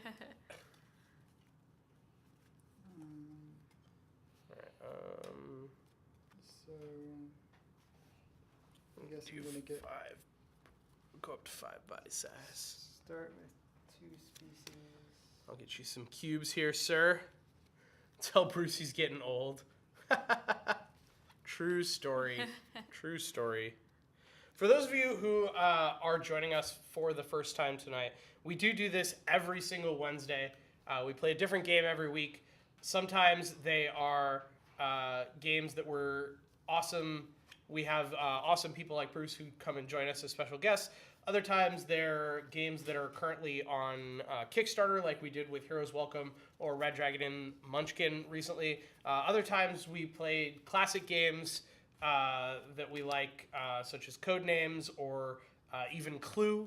I think we played Jenga once. That was interesting. We've pretty much done it all. Mousy Dew, welcome to the table. It's good to have you here. Hungry hippos.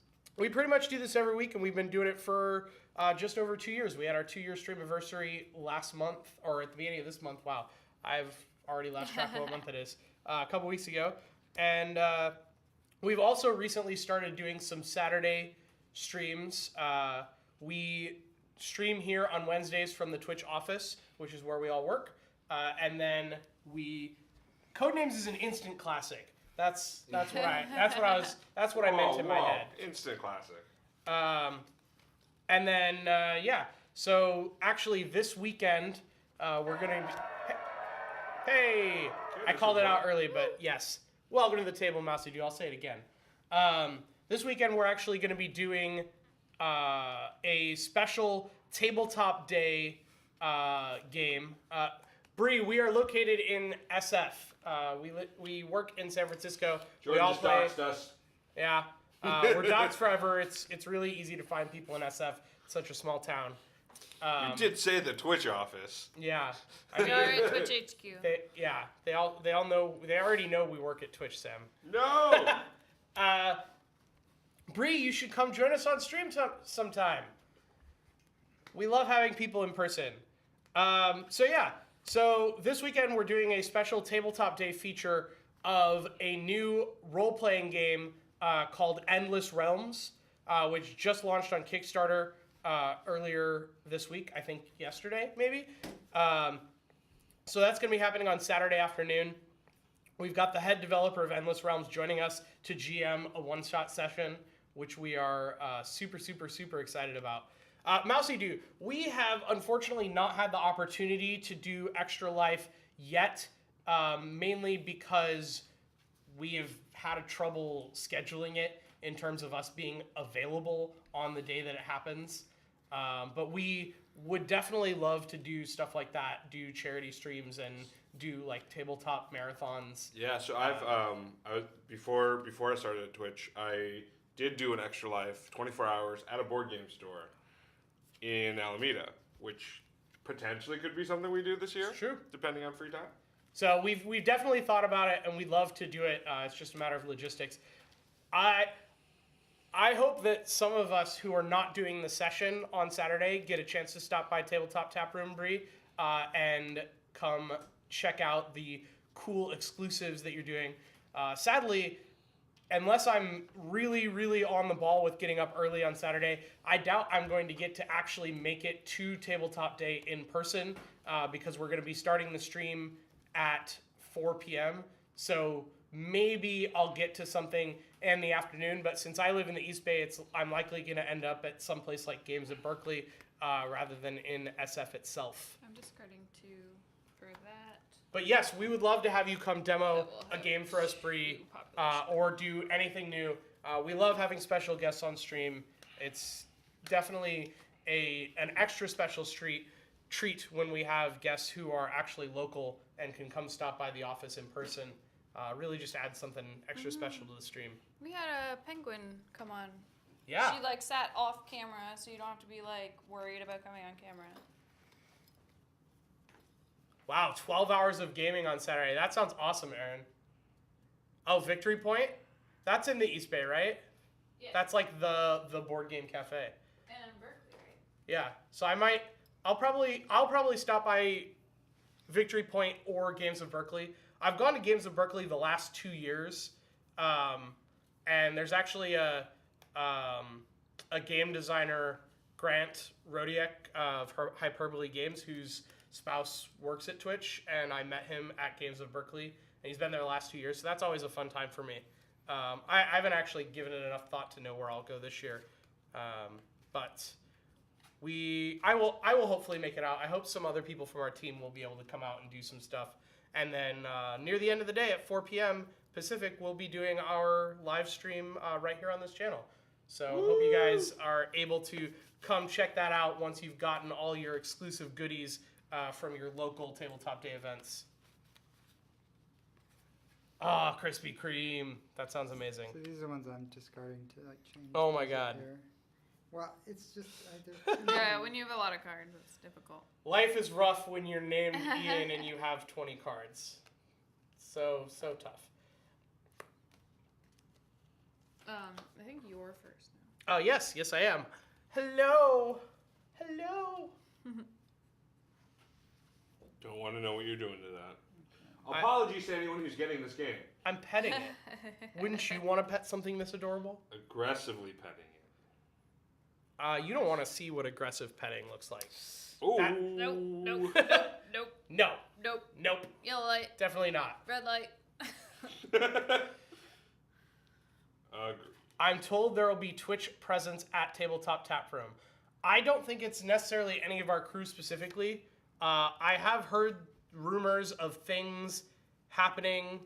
I don't remember if this is the thing at Tabletop Tap Room or elsewhere, but I heard a rumor that somewhere in SF on Saturday there's going to be a thing where they have a bunch of celebrities playing board games, like Greg Grunberg from Heroes and Star Wars or Star Trek. Was he in both at this point? I don't even know. Yes. Yeah, because he's buddies with J.J. Abrams. Yeah, that's the one. Okay. Yeah, there's a whole bunch of awesome people, celebrities that are going to be there. So I'm really sad that I'm going to miss it, unless I can like make time to just jaunt up there in time to get back for stuff. That's the Unrivaled That's going to be rough. one? Yeah, Unrivaled. At Tabletop Tap House. Yes, that would be it. And I heard tickets are free. You can just like RSVP basically. I don't know if you actually need a ticket to get in. Probably just to like so they can control the mob. Maybe I'll do this on Saturday. Hey, Blood Boiler! Welcome to the table. Thanks for being here. Thanks for bearing with Ian having too many cards here.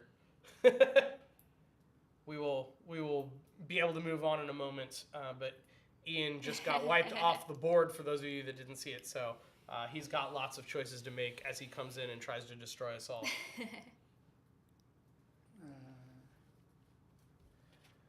I'm glad you let us know, Bree. I will definitely think about trying to be there. It's kind of tough to drive up during the day all the way to SF, even on the weekends, since we have to be back by probably like 3 o'clock to start standing up for our stream. But if I get up early enough, we'll consider it and see if we can make it up there. That would be super fun. I might just get some tickets just to make sure I have tickets in case we can make it. Because that does seem like the place to be on Saturday, given all of the cool people that are going to be there. And I mean, all the celebrities sound awesome, but for me, it's the fact that Greg Grumberg is going to be there because I am a huge fan of his. I have no interest in the celebrities. I just like a cool place to play board games. Also great. that, yeah. Ian is working, yeah.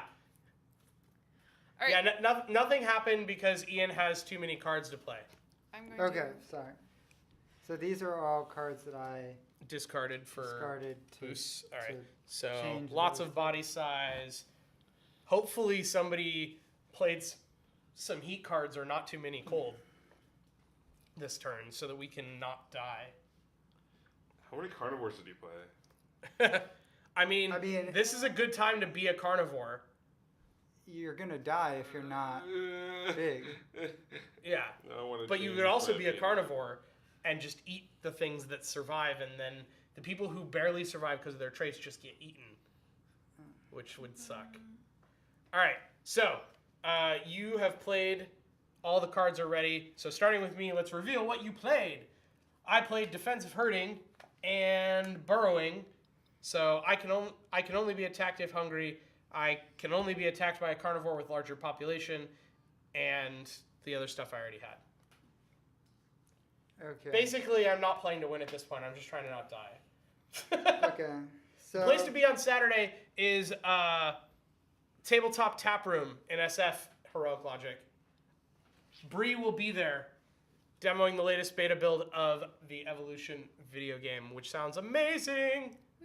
So this guy has Migratory, Hibernation, and Hard Shell. But also, if you were asking where's the place to be on Saturday on Twitch, it's here at 4 p.m. Pacific on this channel right here when we play the Endless Realms RPG, which is on Kickstarter right now. So this has long neck, Migratory, and Symbiosis. Wow. Well, I misplayed. Yay! I mean, that's been me this entire game. The climate is really an extra level that I tried to account for, but I didn't do it very well. Mm-hmm. Plus, there were people getting a 3 cold card every turn to play. I've almost exclusively seen cards that had no climate or 1 in either direction. Yeah. I've had a 3 once or twice, and I had a 2 there. But mainly I've seen 3 colds when I didn't want it to be cold because that would screw me. Oh, Saturday's the grand opening? Oh, that's awesome. Yeah, I was going to say, there has not, in SF, the place you go if you want to go to a board game cafe was in Berkeley. There wasn't a place downtown. I think this is the new one. Yeah, I saw a Kickstarter recently for somebody else that was trying to do a board game cafe in SF. So. Yeah. True. That's a problem everywhere, though. Mm-hmm. He played with Grant Wilson, and he won. RIP. All right, so he did play a fat tissue carnivore with intelligence, so RIP us, but he's only going to get 1 attack, so that's okay. Mm-hmm. All right, Sam, what'd you play? I played a long neck, cooperating With? thing with another long neck that had fat tissue. Ah! Those long necks like to cooperate. Yeah, they do. All right, Slaughter. Show us your new I masterpiece. Played mud. It's a mud wallower. What is that? A carnivore must discard a card to attack this species. That's cool.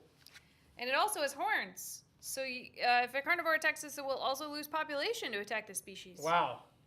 I don't know how to attack that guy. Nocturnal, which we've seen, and heavy fur. Prevent 4 population loss from cold and increase population loss from heat by 1. That's really good right now. Yeah. So basically, Sam is sad that Ian played a carnivore. I know. I could have played a different card. All right, so now we can reveal the cards and see what happened. And for those of you who are keeping track, this is basically one full-time round because I was the first player the first turn. This is our 5th turn. We've gone through a lot of cards, though. We've gone through a ton of cards. We are actually getting kind of close to the end because we have 2 rather small stacks of cards. So we'll see. And as people start losing more species, that's going to accelerate it even more. All right, so first of all,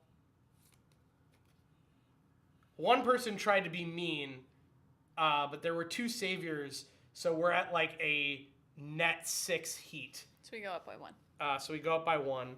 So now, anybody who has 1 to 2 body size loses 1 population unless you have a trait that prevents it. All right, so here's my question.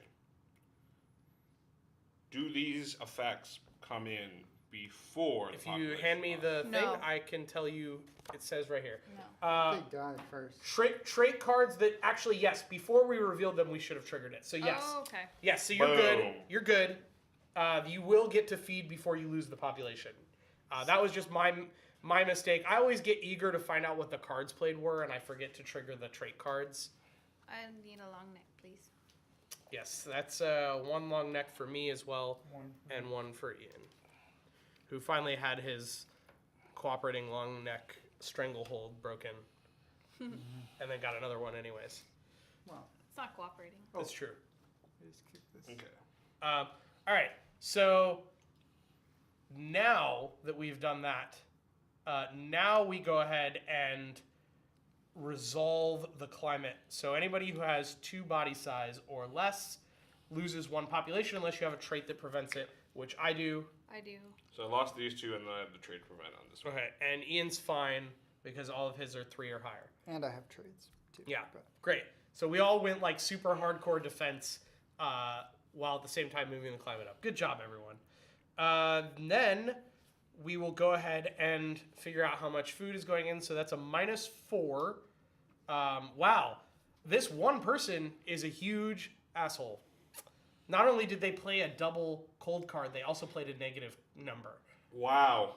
I played 3 heat and 9.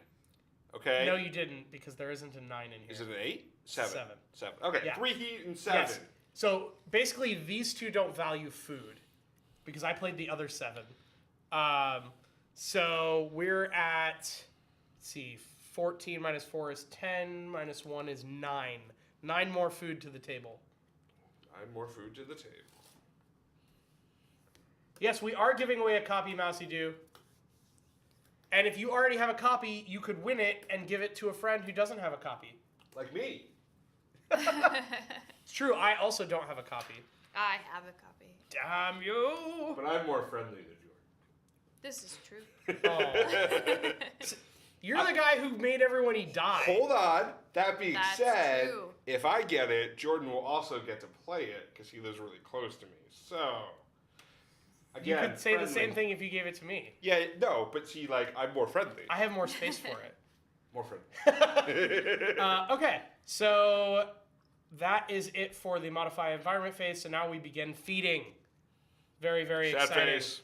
Oh, sorry. I also forgot to fertilize myself. Gross. Yellow light. Great.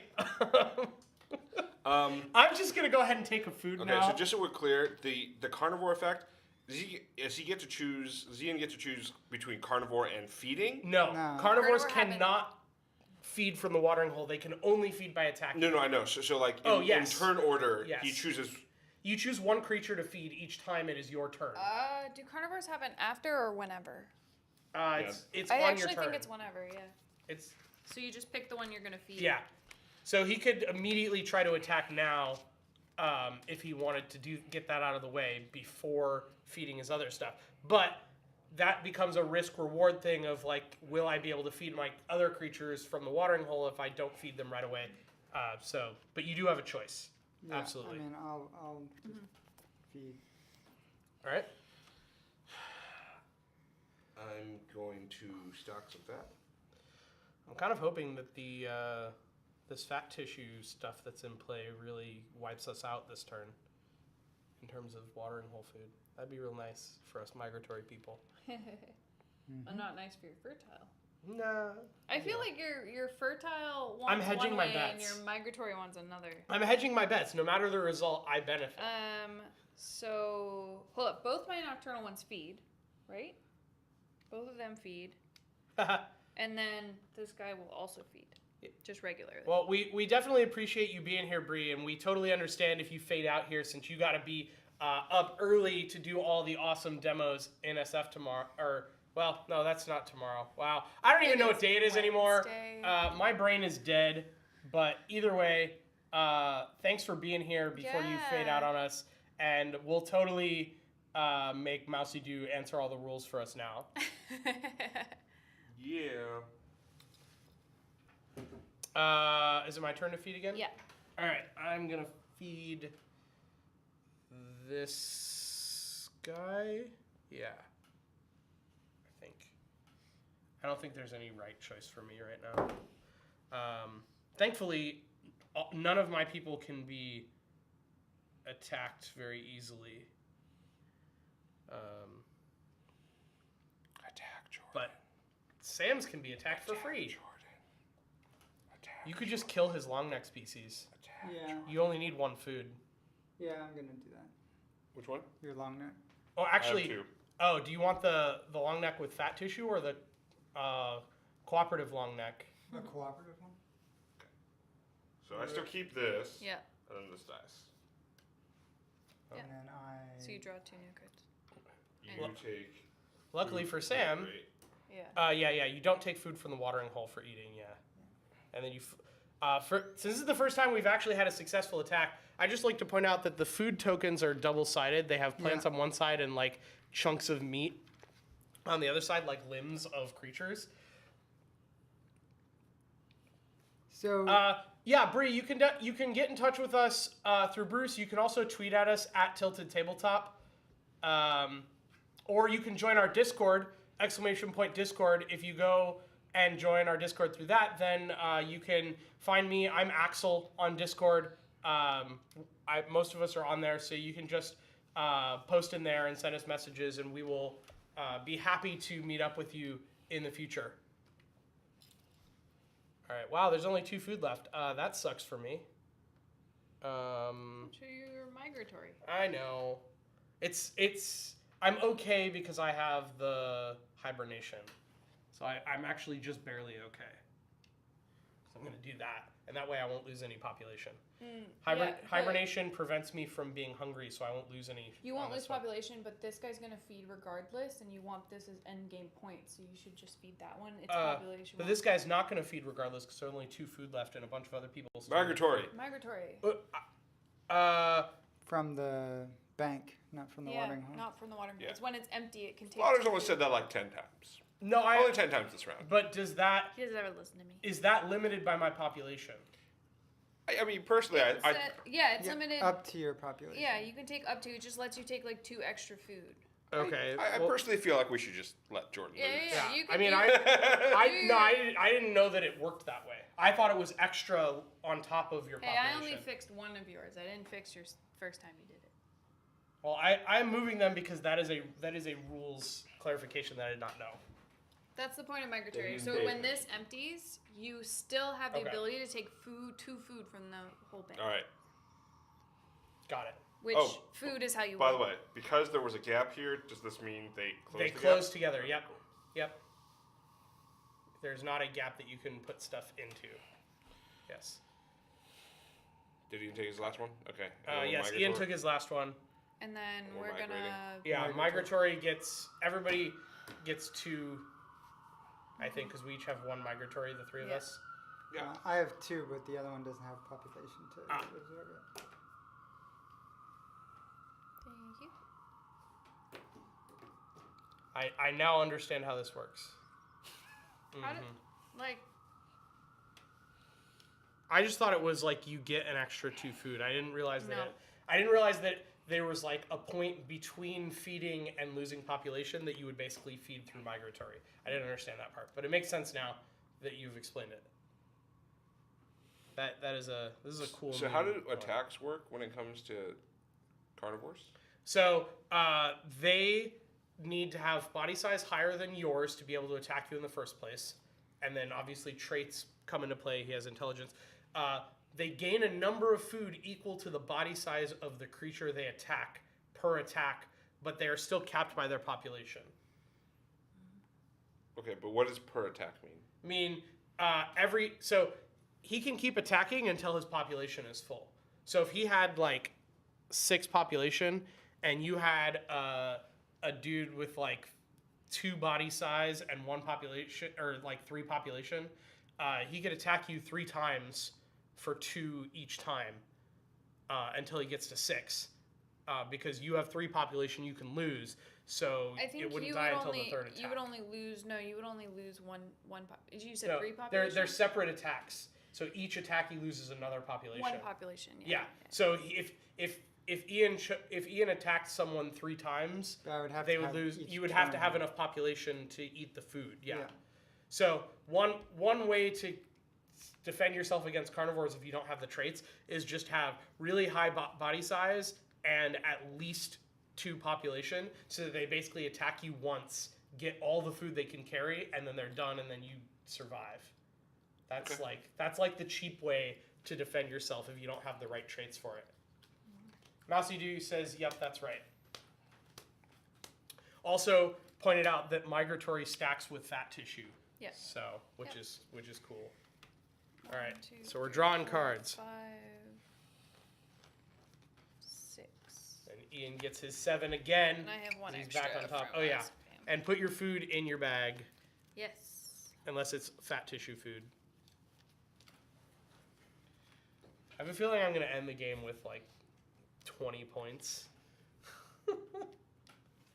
We are the next round is basically guaranteed to be the last. We are that far down on cards, but we will play out the round. So it'll be this round and next round. So get as many points as you can. Remember to put your food in.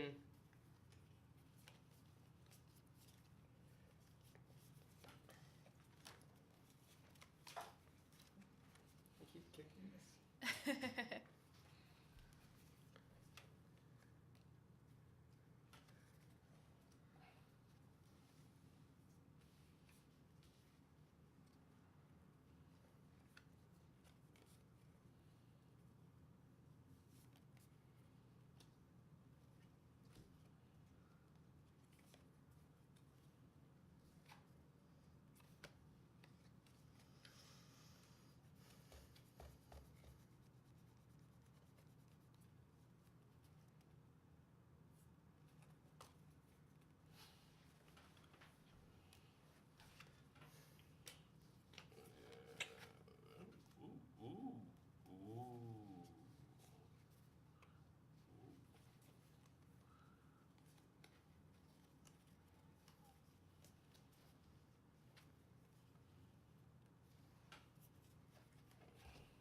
It's not really useful at this point in the game.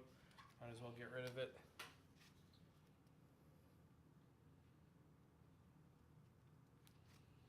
Oh, whoops.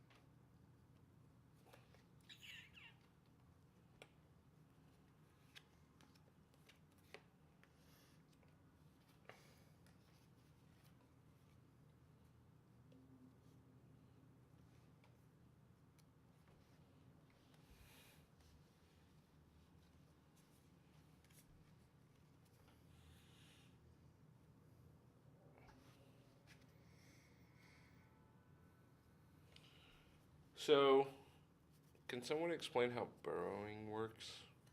in terms of population or in. We also messed up slightly. We forgot to add this to freezing. So that may change what people are doing. There's actually, if we go colder, there's actually a heat wave coming, which affects 2 to 6 body size, and you would lose a population. So keep that in mind. It may change slightly your plan, but we forgot to replace that card.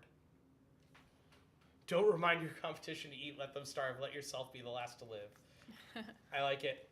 So for burrowing, what does it actually? So in terms of can only be attacked if hungry. What does that mean? Like in a round, if you have not fully fed your species, does that make it hungry? Yes. Yep. So basically, the way burrowing would work is if you are within 2 of fully feeding your species, or sorry, hibernation. Sorry, burrowing means that if you have exactly your population worth of food, then you're not hungry, which means you can't be attacked. What does hibernation do? Hibernation allows you to not have to lose population if you're within 2 population of feeding yourself. Okay. Yeah, so if you're not hungry, you can't be attacked. So long story short, on my first turn, I can attack Jordan. Why? Because No, that Oh, you don't prevents have- him from being you don't have burrowing. I discarded it. Oh, you discarded burrowing. Okay, but warning call affects the ones to its side, not Right. itself. But yeah, so But I also have interesting, like, defensive hurting. with this one and long neck, and you only have 1 population, you're basically fed, and then you can't be Yeah. Do you have a carnivore? hungry. I don't know. Do I? Great. I'm just trying to figure out options. Oh, Jordan. sure, totally. Yeah, that's for sure what you're doing. Just trying to get some options out there, you know. Thanks for the host, Twist Gaming. Goofy funny. Now you know how big the screen is. Yes, because we didn't put the thing down this time, so you can see exactly how much stuff is going on here. Yeah, we're in a conference room, so it's like the TV on the conference room wall that we have chat up on. Indeed. Can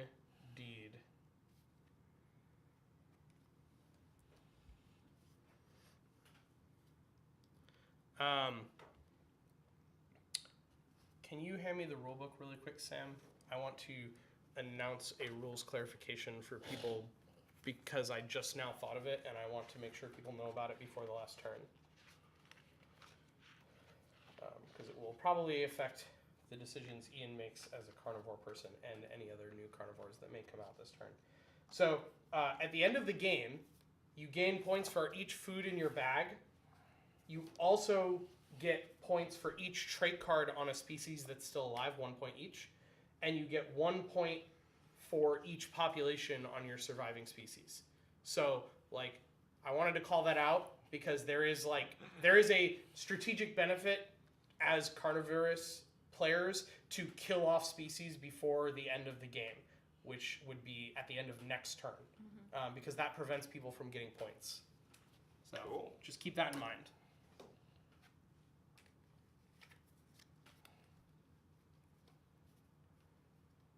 Okay.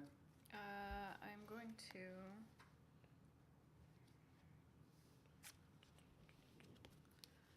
Building new Huge one. screen, so big. Yeah, that's like our conferencing I'm TV, discarding basically. 4. Are you making 4 species? No. Okay. Because that would be crazy. Okay. So how does the last turn work? The last turn So is we're gonna draw out at the end of this turn. Yeah. Do we take another turn? Yes. So, well, because technically you draw at the beginning of the turn. So in the turn in which you draw out, you finish that entire turn. Okay. So how do we decide who gets how many cards? Probably 1 and 2. That's a good question. You can look it up. I don't actually know. There is also a slight possibility, technically, that if some creatures die this turn, the game could end right now. But I think there's 8 cards left, so like 2 full featured creatures would need to die for that to happen, which seems unlikely but possible. Did you find the answer to the question in there? No, but I'm gonna change the way I played this turn. Okay. Do you want to hand it to me? I'll look for it while you're changing what you're doing. Sure. Unless you know, Mousy Do, how we figure out who draws what cards when we run out of cards. Oh, wait. Actually, I'm guessing that the answer is you then reshuffle the deck so that everyone can draw out what they have. I'm gonna confirm that, but Shuffle okay. the discard. There you go. Yeah. So you will get all the cards you need. It's just basically the point at which you need to shuffle to draw is is what indicates the last turn of the game. Okay, undo. Undo. You're undoing your undo. Yes. Okay. You will get cards. Yes. Okay.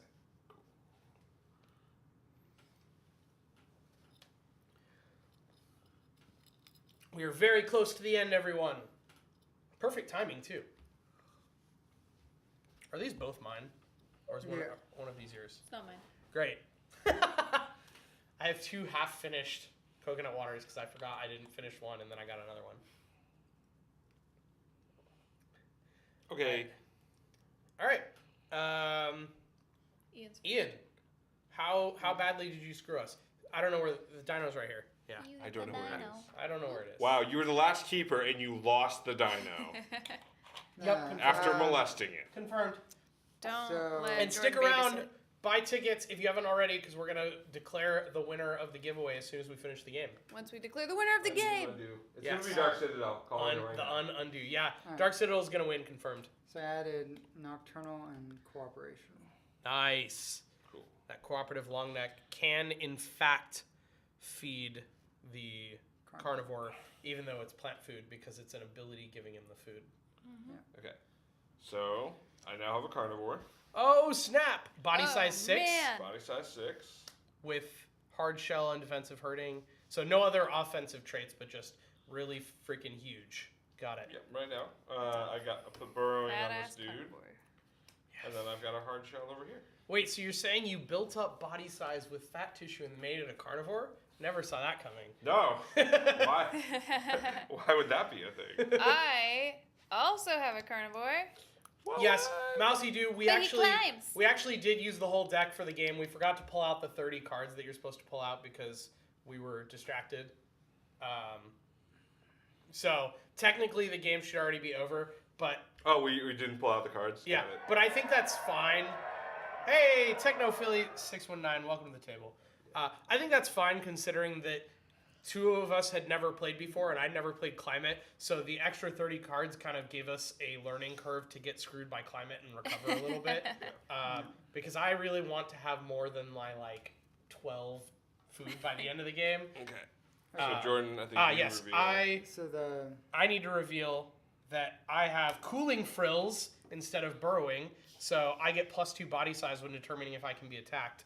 And I have a carnivore as well. Bum, bum, bum. Bum bum bum. that can climb. Ooh. That can climb. What other carnivores on the board can climb? I don't know. Oh look, a climbing carnivore. You used to have a climbing carnivore. Hey, Yeah. climbing carnivores can still attack non-climbing It's true. carnivores. There are Some there really, are many I know. things I can tasty, attack. fat, long-necked ones, I think. There are many creatures Oh, available. I don't know. This one I For think attack. has burrowed pretty deep. Yes, let's do our long necks here. Okay. Yeah. So I did So- mine in my fat tissue. I need 1. I need one. I need 2 because I have Two for Cooperation. you guys. House rules are cool. Oops, sorry. Oh, 2 one for for you. Yay, thanks. Sorry. Do you get it? Yeah. Did you have to move your fat tissue? Yeah, I do. Oh, see, he can't even attack. Yeah, his me. carnivore He can't even attack this turn. Are you sure Yeah, I'm that good. I can't? Oh no, he I can can't fill the my fat tissue. He can fill the fat tissue. With his attack. Yeah. You can still store fat tissue. So can you with your carnivore. Oh, okay. Yeah. So. And remember, it's up to the body size stored on the fat tissue. So Sam can get up to 6 food. You can get up to 6 food because you have 1 space plus 5 body. Yeah. I can only get 4 because I never drew a fat tissue the whole game. Alright. So now we do those cards. Ian, how badly did we screw each other climate-wise? Did just everyone play cold and be like, screw it, we're all gonna die? So, Who wanted the heat wave is the real question. Oh, wow. Okay. Oh wait, no, I didn't play cold. I played heat. So we have 2. Wait. So what's the Oh, result this- here? Yeah, so we actually have a net cold. Net cold, we're moving into the heat wave. Wow. Yeah. Somebody So wanted a we heat have, wave here. Yeah, we had 6 cold and 3 heat. Wow. So we lose population. So people who have body size 2 to 6 Lose lose one one population. Yeah. Yeah, but it from adds heat, 10 food. from heat. From heat. Yes. From heat. So Which is anybody Unless with you bod- have defense. Just anybody one. with body size 1 is actually safe. Yep. Yeah. Which is almost no one right now. One. I lost one for my carnivore. These I guys are all safe from heat. I have heat safe for both of mine, so I'm okay. Yeah, I'm heat safe for both of these, and I lose one. on Since the you can final. reach it in, can you go ahead and move the marker down This one on the actually track increases- and then discard that card once we've dealt out the food? My heavy furred guy actually I prevent 4 population from cold, but I increase my heat population loss by 1. Except because I'm nocturnal and mud wallowing, I actually You have got the a protection. +2. So you basically just covered your fur in mud at night. Yeah. They only Um, come out at night. It's colder and it's Okay, so we had 16 plus 10, like a 26. Mousy Dew makes a very important point. minus Oh, 8. wait, minus 8. No, Yeah. never mind. Minus that 8. replaces No, that. yeah, it replaces it. This So it's actually plus 10. Okay, so 26. Mousy Dew makes a very, very important point, which is carnivores. If you have fat tissue, and your population is full, you do not have to attack anymore. The compulsion to attack is done once you've filled your population, and this is important because you may not want, if your only attack target is something with horns, you may not want to take that penalty just to fill out your fat tissue. Okay, So you have a choice once you get down to fat tissue. alright. All right. We will totally name our surviving species at the end. I agree. I think that'll be great. All right, Ian. How are you going to feed? We got plenty of food now that I got rid of my fertile. My migratory is worthless. I guess it helped me not lose Yeah. population this turn. Not completely worthless. So I have a nocturnal. It's going to eat first. And then.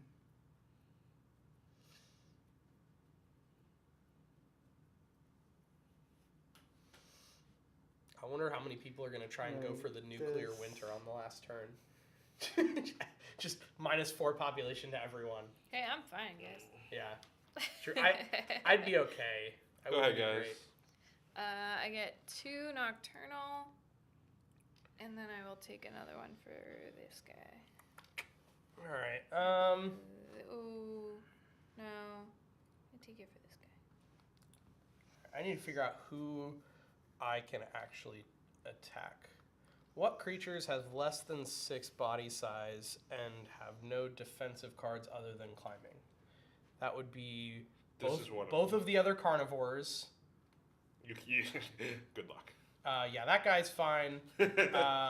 Your burrowing guy, what does that one say? What is Can only be attacked if hungry. He's right? Not hungry. Not hungry. Great. But your hard shell guy, You can attack the hard shell guy. Because 'cause he's that- only at 5. right? Yeah, but I would say there are fatter, juicier targets out there We'll see. that potentially have more value for you in terms of holding Right. them down. I have for no your cards win. to discard, so I can't attack the Mud Wallower.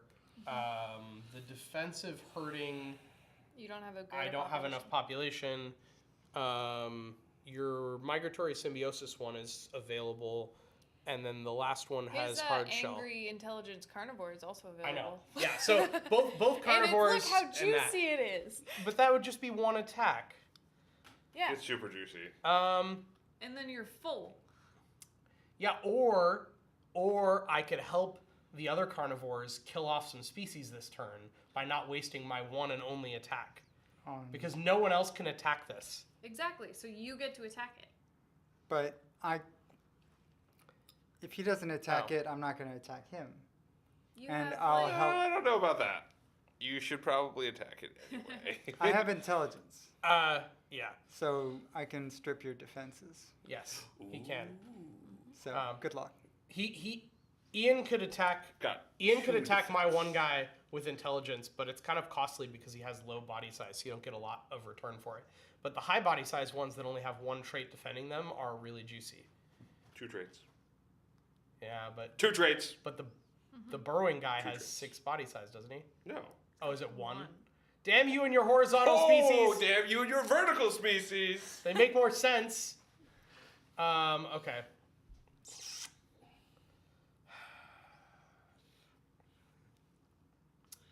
You know what?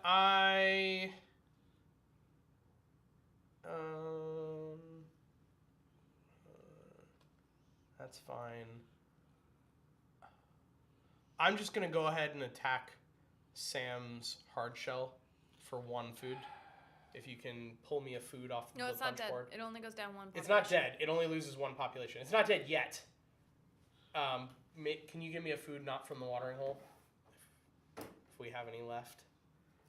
Did we already finish the second punch board, or is this still the first one? Still the first one. Okay, cool. So I get 1 meat there. If Ian lives, we can just call him the Ians. I like it. I'm only worth 1 food for these ones. Just Which means you can attack multiple times. no, But that anyway. means But he yeah, has for intelligence, it sucks. to pick 1. Yeah. Yeah, I 1 mean, card I can for 1. axe her climbing thing without using my intelligence. I mean, unless you're vulnerable to the climbing thing, you should just let her attack because she can kill Sam's. She can Yeah, kill something of that's Sam's, true. maybe. Or can she actually? Why are you killing? You understand she's in the lead, right? How am I in the lead? No, I think Ian's winning. I was I wiped don't out for an know. entire Yeah. turn, got absolutely I'm nothing pretty sure you because banked- you. I'm pretty sure you Banked baked Actually- 6 actually, like 10 times. Let's look at this. Is there anything that Slaughter's Carnivore can actually attack? Because it only has climbing and no intelligence. Do you have cards to discard? No. So I can attack everyth- that. everything is You can't the attack. burrowing protects it, doesn't it? Yeah, the brewing. Oh, protects right. us. So I think that's just gonna die anyways. So you could get 3 body size if you want it, but it's literally just gonna kill itself because of how the cards laid out. Thankfully, defensive hurting is saving me here. Well, the warning call is saving you. Warning call's saving this one, which is also saved by warning call's saving this one, but defensive hurting saving this one. Warning call doesn't affect the creature that has the trait. Yeah. Oh, Warning so, call only affects neighbors. Oh, so I can strip your defensive hurting and. Yeah, if you Yes. wanted to. I'm just arguing that it would be costly because you're looking for I 4. don't know. Yours are better than mine. No, I'm You're looking getting for 2. 4. You're looking for 4 body size and a single attack to maximize efficiency, and I only have 2. I only have 4. Her 3 So is the That closest. she one's has the best 3. Can't attack this one. You could attack the This one can't do anything. So if you you'd be stripping him of population. pretty with sure these the points, answer and is then to just hit take Jordan. on my next. I'm pretty sure turn the and answer mine. is to take the maximum food. Yeah, but he still has to take both Hit because Jordan. he's gonna kill this one. So But he he's doesn't gonna have to he doesn't attack- have enough cards to take both. Don't you only have 1? I only have 1. Oh, So you might as well Yeah. maximize the food, take mine. Yeah. So I'm attack yours. especially since it's gonna die anyways. It's like Yeah. You get 3 Yeah. food, yeah, it's From. and I draw 2 yeah. cards. Sam trying to get me killed for no reason. Well, who am I attacking? Can't attack mine. Can't attack mine. Do you have 6 Oh. body size? You can Yeah. attack his carnivore for 5. You see what Jordan did? See what happens when you listen to Jordan? It No, literally, there was but literally I nothing get to that it can keep do. these. Or, Yeah, so you're gonna keep the fat. Well, No, you don't keep the fat tissue. I don't think. you No, I don't fat tissue has not been eaten. Yeah, 'cause you haven't- I- Oh, well, no, I technically think you have. technically it has. Yeah, I think you're right. We need a rule clarification. Mousy do. If a creature with fat tissue dies, do you get to bank the food that was on the fat tissue? when we killed his, he banked. No, I didn't. I banked what was here. I didn't bank what was Did here. you have anything banked on it? Yeah, I had 1. All right. Well, we can. I mean, you can we give can me give it back. one, We can yeah. give you back 1 if that's the rules call. Here, We'll pass find the out from rules. Mousy Do in a It sec. may be in there. But I do actually think that the only thing Sam can attack is your carnivore. Oh no, there's also this one, which has no defense and 3 body size. So you can. Oh, yeah. yeah. So you could attack Because- either one of these twice. This one would die. This one would not die. And I think those are the only 2 valid targets for you as a carnivore. Okay, I'll attack your carnivore. Okay, so you get 5 food, and he loses 1 population.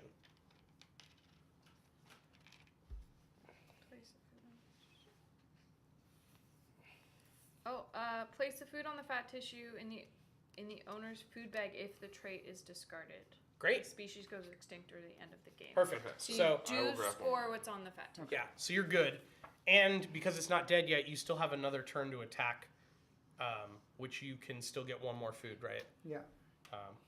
Thankfully, there's There's a one body size So it's my turn. freebie down there, just waiting to be morseled. My turn. I'm gonna take my 2 nocturnal, and then my other one. Nice. Oh, I think I'm gonna carnivore again, and I think that. Did you Oh, take your nocturnal? I didn't take my nocturnal. Yeah. Also, remember you had to discard. Oh no, you didn't I have to didn't- discard I didn't because you use it. killed her carnivore. Okay. He did. I was climbing. Oh yeah, you're right. So you did have to Oh. discard to get Yeah. right, because that was the whole reason is you only had one card, so you chose the one with the most. Okay. Yeah. I wanted to make sure because whether or not you have a card definitely determines what I do next. And I think what I do next is going to be to attack and kill Sam's hard shell. Oh, you couldn't have attacked it anyways because it had hard shell. No, but I have enough to overcome it. Wasn't it It's equal? one plus. Plus 4. It is +4. So it would have been it equal. would've been Yeah. equal. But you still get to bank what was on the hard shell, dude. Yeah. And did And you draw give a yourself card. the one now that we clarified Yeah, fact I tissue? did. Great. Yeah. Sorry. Turn in your tokens. Okay, Rip that guy. so. Goofy, funny. What's your triangle symbol mean? If you're talking about the badge next to their name, Mousy Dewey, you can hover over the badge with your mouse to find out what it is. I believe that is bits badge? probably Triangle's the probably bits bits. badge. Yeah, but if you hover over it, it should have an explanation in the little tooltip. I don't think there's No. anything I can attack. You can attack yourself. Yeah, but I'd rather. You I oh, don't you have don't have to. to. You don't have to. Yeah. And so I can it's do fact. cooperation.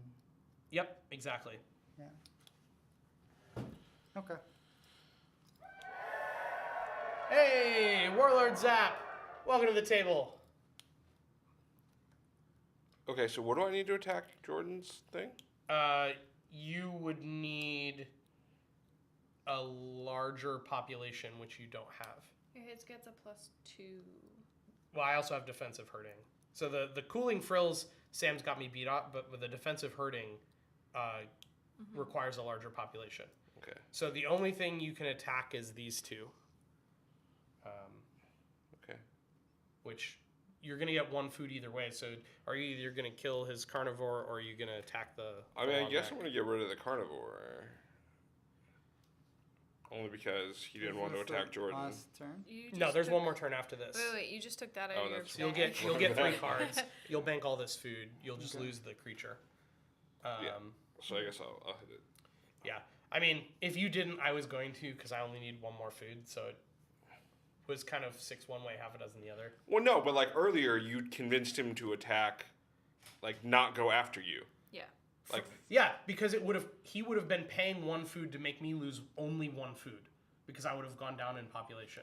That okay, would- yeah, So yeah. that's no, not no, a good no, trade. no. But getting 1 food versus knocking you down in the game as a win condition is a good point. Yes. That's what Just- I was arguing. Yeah, exactly. Well, Because I went, Exactly, mine's not Jordan. gonna, it mine's would not knock him gonna, down one population. It would knock me down 1 population when I'm literally in last place. which is 1 food. You don't. I You know don't- it. I know I am in last place.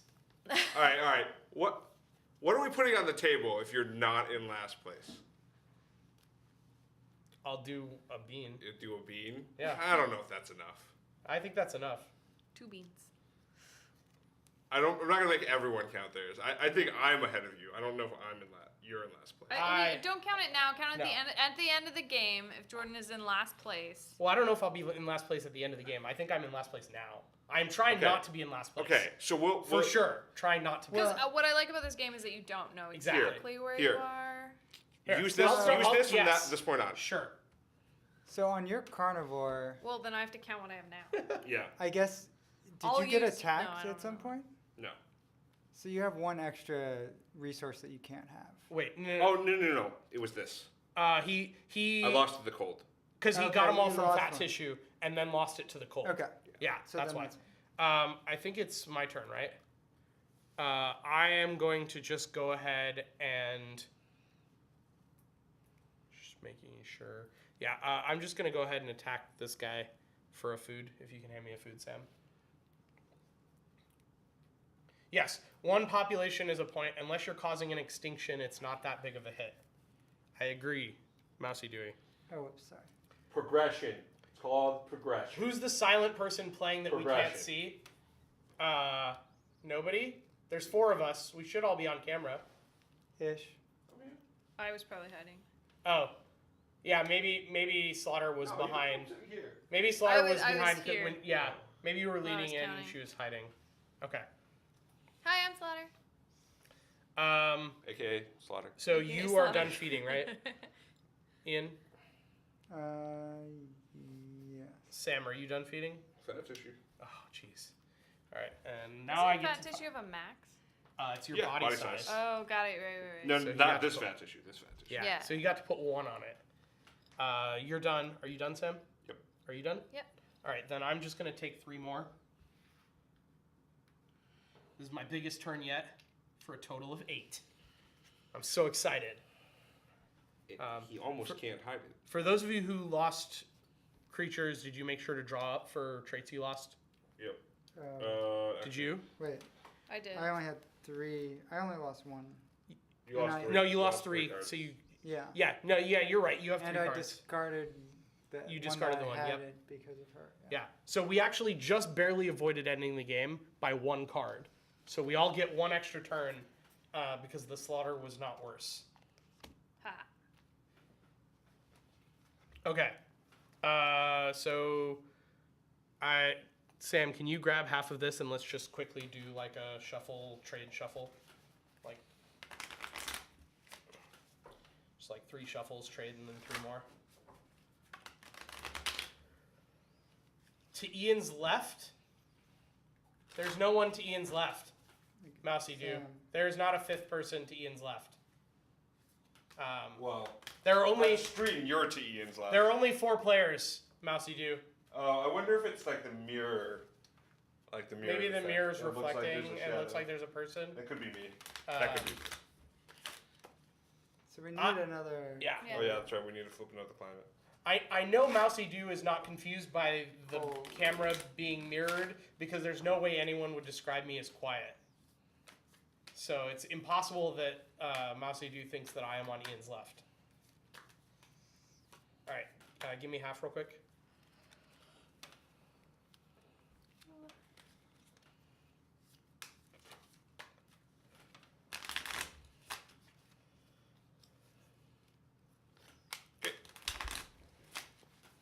Oh yeah, it could be. You could be seeing like something on the like cameras reflecting or something. I don't know. The table camera is a different angle, so I'm not sure. Maybe it's just because you're looking at the. So like the table cam is actually over here, and we're getting a side angle. So maybe that's what made you think that there was another player because of how we're playing.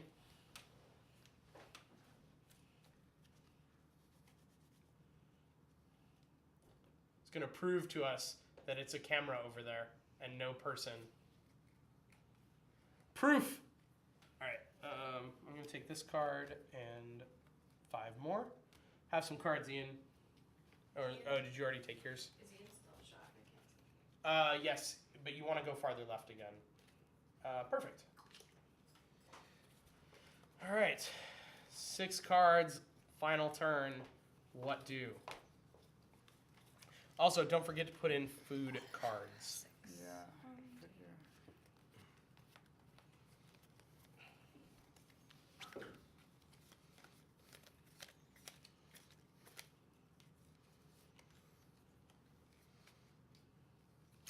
Interestingly, we could get a cold snap, which is slightly worse than the current cold, but we'd lose a lot more food if we go to the right.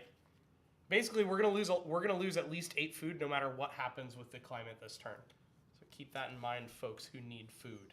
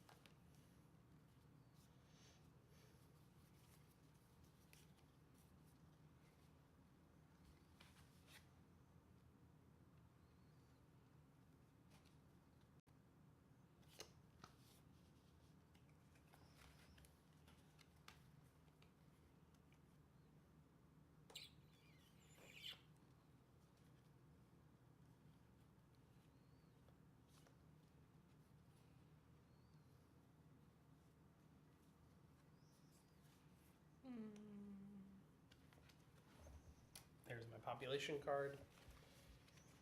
And Looks like we need Sam's 2 first more. this time, right? Yes, Sam is first, even though the dino's over there.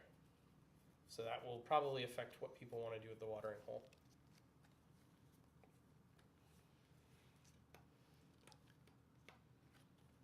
I'm glad you're having fun, Mousy Dude. Indeed.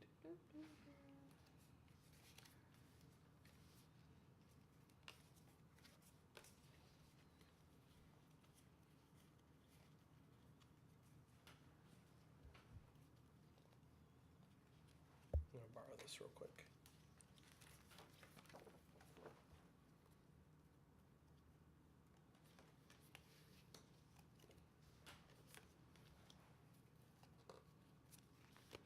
Right, I'm discarding 4 cards.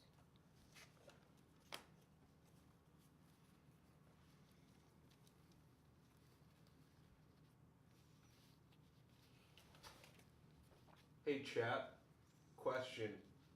Can I play a fat tissue over a fat tissue? You can't double up. I know. Are you I saying, mean, like, can I replace it? replace it with another card of the same thing? I don't know why you would ever want to. Well, when you think about it, this Oh, I see. 5 goes here now. I can't Yeah, bank anything I more on see. this. That's a yeah. I actually don't know the answer to that. To clarify for Mousy, who will probably know the answer, can Sam discard his fat tissue card to immediately bank the 6 fat tissue that he has, Actually, no. and then No. play Why- a new fat tissue to Why is replace that it? against the rules?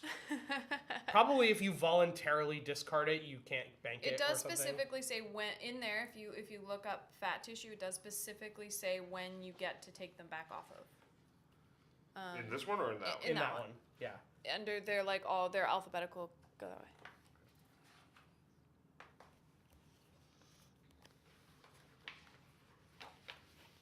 So you can't have multiple of the same card on the thing. They don't stack. No, you cannot have multiples. Okay.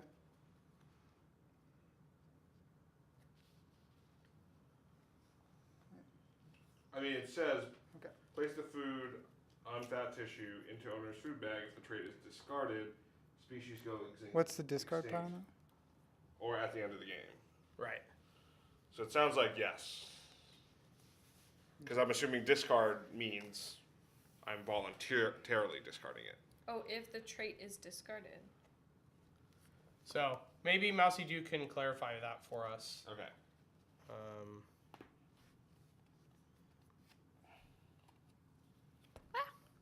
Dropped a card. Don't look.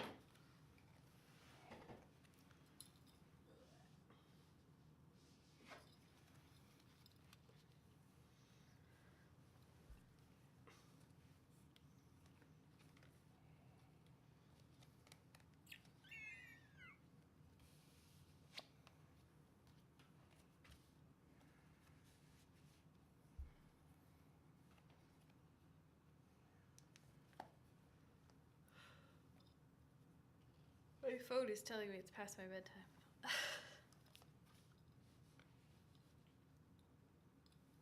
Oh, that's not what he thinks the question is.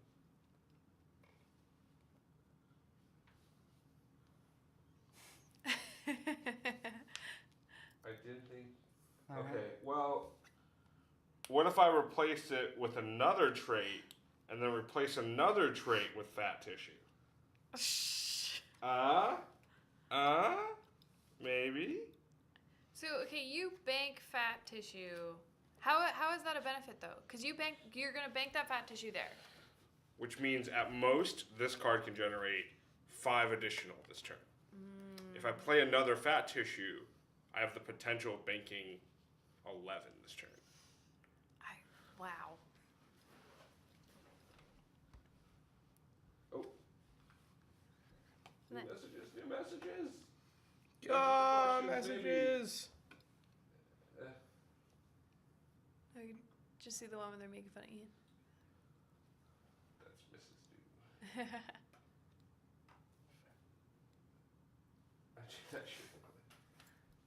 Okay. Mousy Dew is saying, not in the spirit of the game. I kind of agree with that. It's an interesting question, though. Sarcastic Owl Productions, thank you for the host. Oh, thanks, guys. Yeah, maybe there's not an explicit rule call out for that because they didn't think anyone would ever try it and it didn't come up. What? No. I mean, the fact that the rule call out says if you can discard a card. Conveniently, Wait, so what do the if it rules was- say for replacing a card when you play it? oh, lucky. Yeah. That maybe there's wording in there that makes this, because this does not seem like a thing that is intentionally in the game.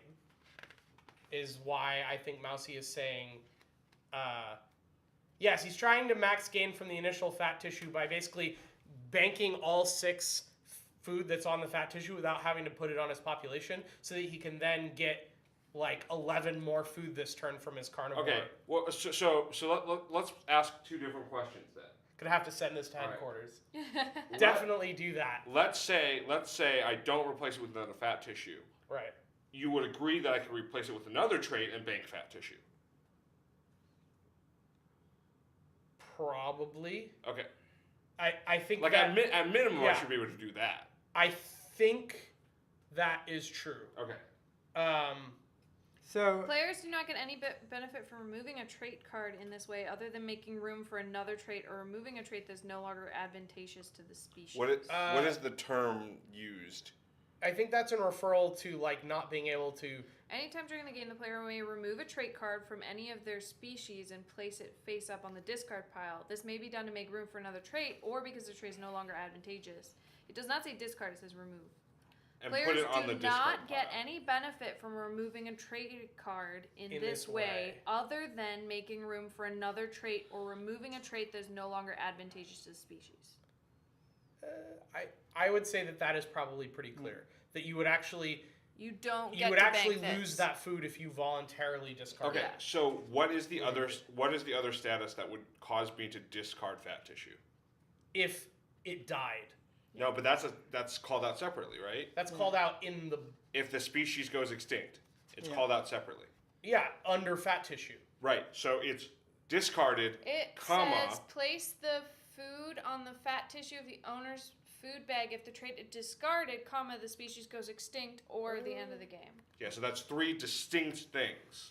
But this specifically says you do not get No, I agree with that. Mousy Doo says that they think Sam is right in what he wants to do. Alright. Dying is extinction. okay. I guess the question So is, the other- is voluntarily removing a card considered a discard? Because the wording in there says remove and not discard it. And place it face up. And in the they discard did that pile. very specifically because there are lots of benefits you get from discarding a card, because that's like you can discard a card to get population or body size. Yeah. And so if you So I agree remove with that. a card, But then the wording on fat tissue makes no sense. Because there's no way you could discard it and put fat do in. you mind if I look at the wording? So, I just want to like actually Based on visually see it. that wording, if I have 2 scavengers, anytime a carnivore attacks, do I then get 2? You Well, you can't have two of the same 2 trait. Can't have cards. 2. Yeah. Okay, Yeah. that's explicit. So I'm not asking for 2 fat tissues on my guy. Right. Grandman speaks. He's going to punch someone. I was gesticulating. Ooh. Yeah, no, I think the fact that it is comma delimited in terms of discarding or going extinct or at the end of the game. I am willing to not play another fat tissue on it Sure. if I can at least get rid of it to play another card. I'm not disagreeing Yeah. with the fat tissue one. I'm disagreeing on like the fact that the other one says you actually do not get any benefit Yeah. from doing this. It's just weird because Sam does have a point that there is no other way to discard traits other than by choice If they had things on them. if you were getting rid of it or by having it go extinct. Yeah. Those are the only 2 ways that trait can get removed. And since it's comma delimited, I think Mousy Doo's interpretation is probably correct that Sam can do that. I mean, we could probably board game geek it. I do think that Mousy Doo's instinct is correct that this was not the intended use case, but I think it's also correct that the rules don't explicitly disallow it. So we could errata and just say, I think it would be fair to errata and say you cannot discard a card to replace it with itself. Okay. That But seems you like can in the keep same it- turn. Yeah. But In the you same get to turn. bank the Yeah. food. So if you wanted to bank that food, you could put something that's not fat tissue down. Okay. I'll do that. And we'll errata that now. And Mousy, do mention this to North Star and tell them that they should clarify this, because that is a really interesting, and Sam, I give you credit, that is a really clever play, because it could have allowed you to get 11 more food instead of the 5 that you're going to try for now. I mean, endgame, the thing about fat tissue, the benefit is basically you get to score again at the end of the game. So it gives you one extra score. That's really cool, though. All right, so starting with Sam, who still doesn't have the dinosaur, but it is his turn. Go ahead and reveal your stuff. Hold on. Oh, you're still doing stuff? I'm just still doing stuff because. Jeez. Well, in that case, I'm redoing my whole turn. No. You should. It's fine. Sam's Sam's probably going to destroy us all on the last turn. Let's see who has mud wallowing. Sam's trying to I pull. Yeah, and horns. yeah, mudwalling and horns. It's pretty expensive to attack her. Sam's trying to pull a Jordan. Oh no, I'm in last, and then the last turn, just get all the points. He never claimed he was in last, though. He did. He. No. Oh no! No. He's saying He Slaughter said- was in last. No. I said she was at first. Right. So who did you think? You thought think Ian Ian was in You last. thought Ian was behind me? I think I might. You're be nutty. at this point. I think you might be. Maybe after that turn. He got a whole wipe. It was the same with me. I Like, got a that's a complete whole, wipe. like, yeah, wipe. but you were also way ahead of me before you got wiped. Yeah, but taking zero food on a turn, sucks. I took 2 food the turn that he took 0. Because I had gotten wiped the turn before. I got wiped the same turn. Hey, we'll I see. kept We'll one see guy. how the score plays out. Okay, Yeah. so Alright, so I'm playing hibernation on this dude. I'm playing ambush No. on fat tissue. Just no. No, yeah. Just no. Moving do, on. Do the thing. I'm gonna play symbiosis on this guy and fat tissue. Okay.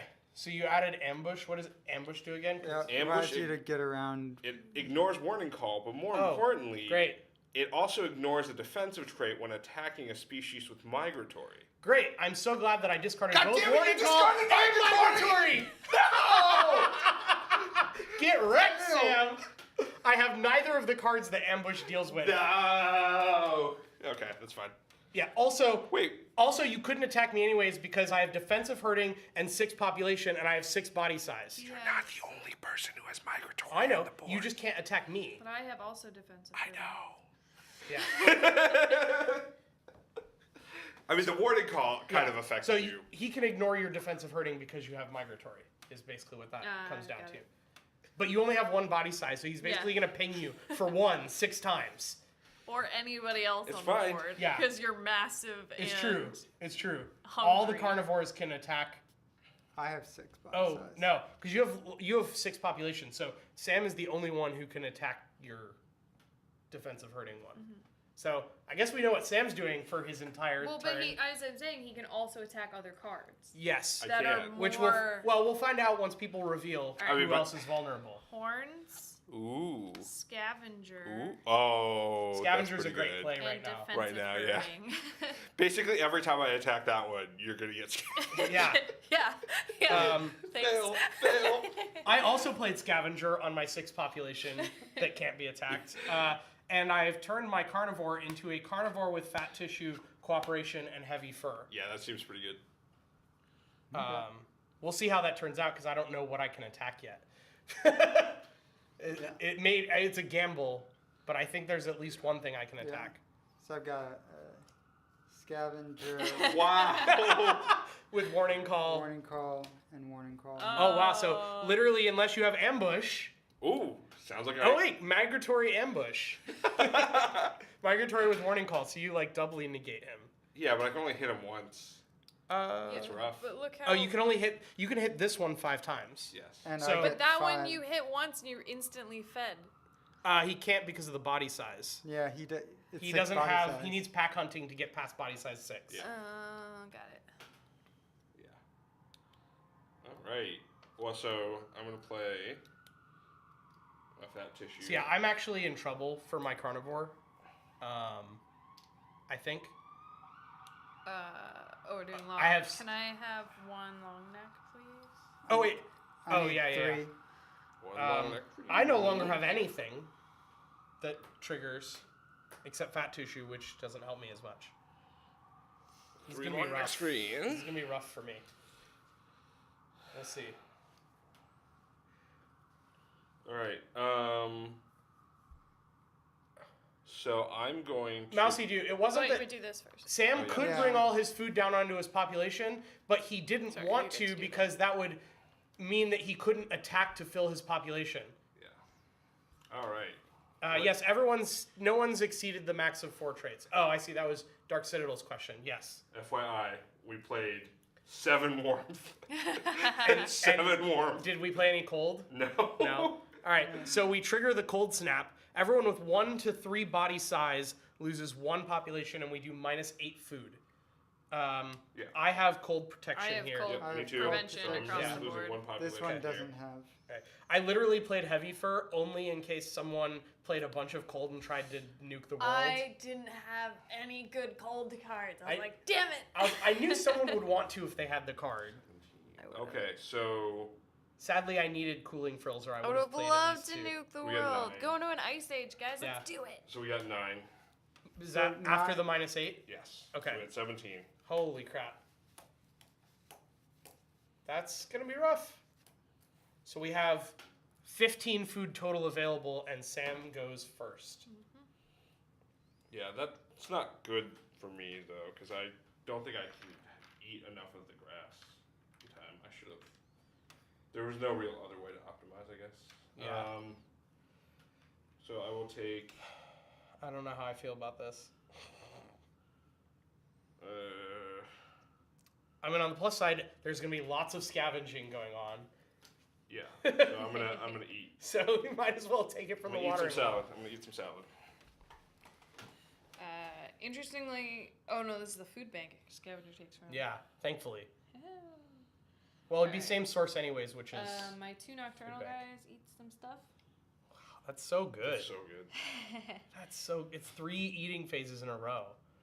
Imagine nocturnal combined with like cooperation and Actually, there's no that could attack it. Technically, actually, this guy can be attacked, right? Because if oh you're yeah, in because it's ambush. migratory, so he doesn't So get he to. doesn't get nocturnal. Yeah. Oh. But this one, the other one can't. It can be wait. attacked. Oh, actually, this one can be attacked too if they're willing to take the penalty, right? Wait, does anybody have cards to discard? Sam does, Boom! and Sam could choose to go after horns. Yeah. So technically, Um, neither of them can As long attack. as its population isn't 1, though. Because it would die on horns.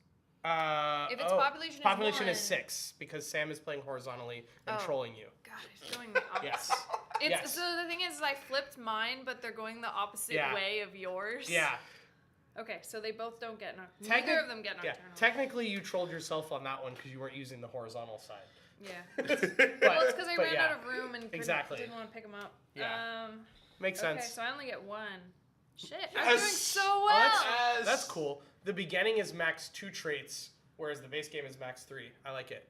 Yeah, exactly. That's exactly what he was going to do. Mousy do is discard before the food reveal phase to maximize the thing. It's really clever. I guess I'm Yeah. going to put it here. All right, so that one just fed directly. All right, I'm attacking Sam's symbiosis fat tissue for 1. How? And I'm going to get. How? What do you mean how? Cannot be attacked if your species on the right Oh, has a sorry. larger body size. My bad. That's okay. I knew I was in trouble anyways. I just forgot that symbiosis was there. I think the only thing I can attack is Slaughter's horns person. Which one?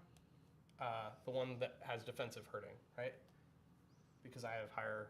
Oh, I don't have higher population, so that guy's just gonna die. Yep, rip. Oh, I thought you were carnivores on that one. Oops. No. I think this guy is dead. I don't think there's anything I can attack right now. Nope. Oh, you can't attack that one? Nope. No, because he has Morning hard call. and hard shell. Yeah, no. Wow. Yeah. I knew there was a risk of that, but like I had a carnivore. The only option was to discard the carnivore, but there wasn't going to be enough food. I literally have not seen a single card to help my carnivore since I made it a carnivore, which sucks. Maybe that's karma. Yeah. Karma. Roar. Karma. Lord. Rip. All right, then I guess this guy's just gonna eat directly. Okay. Very exciting.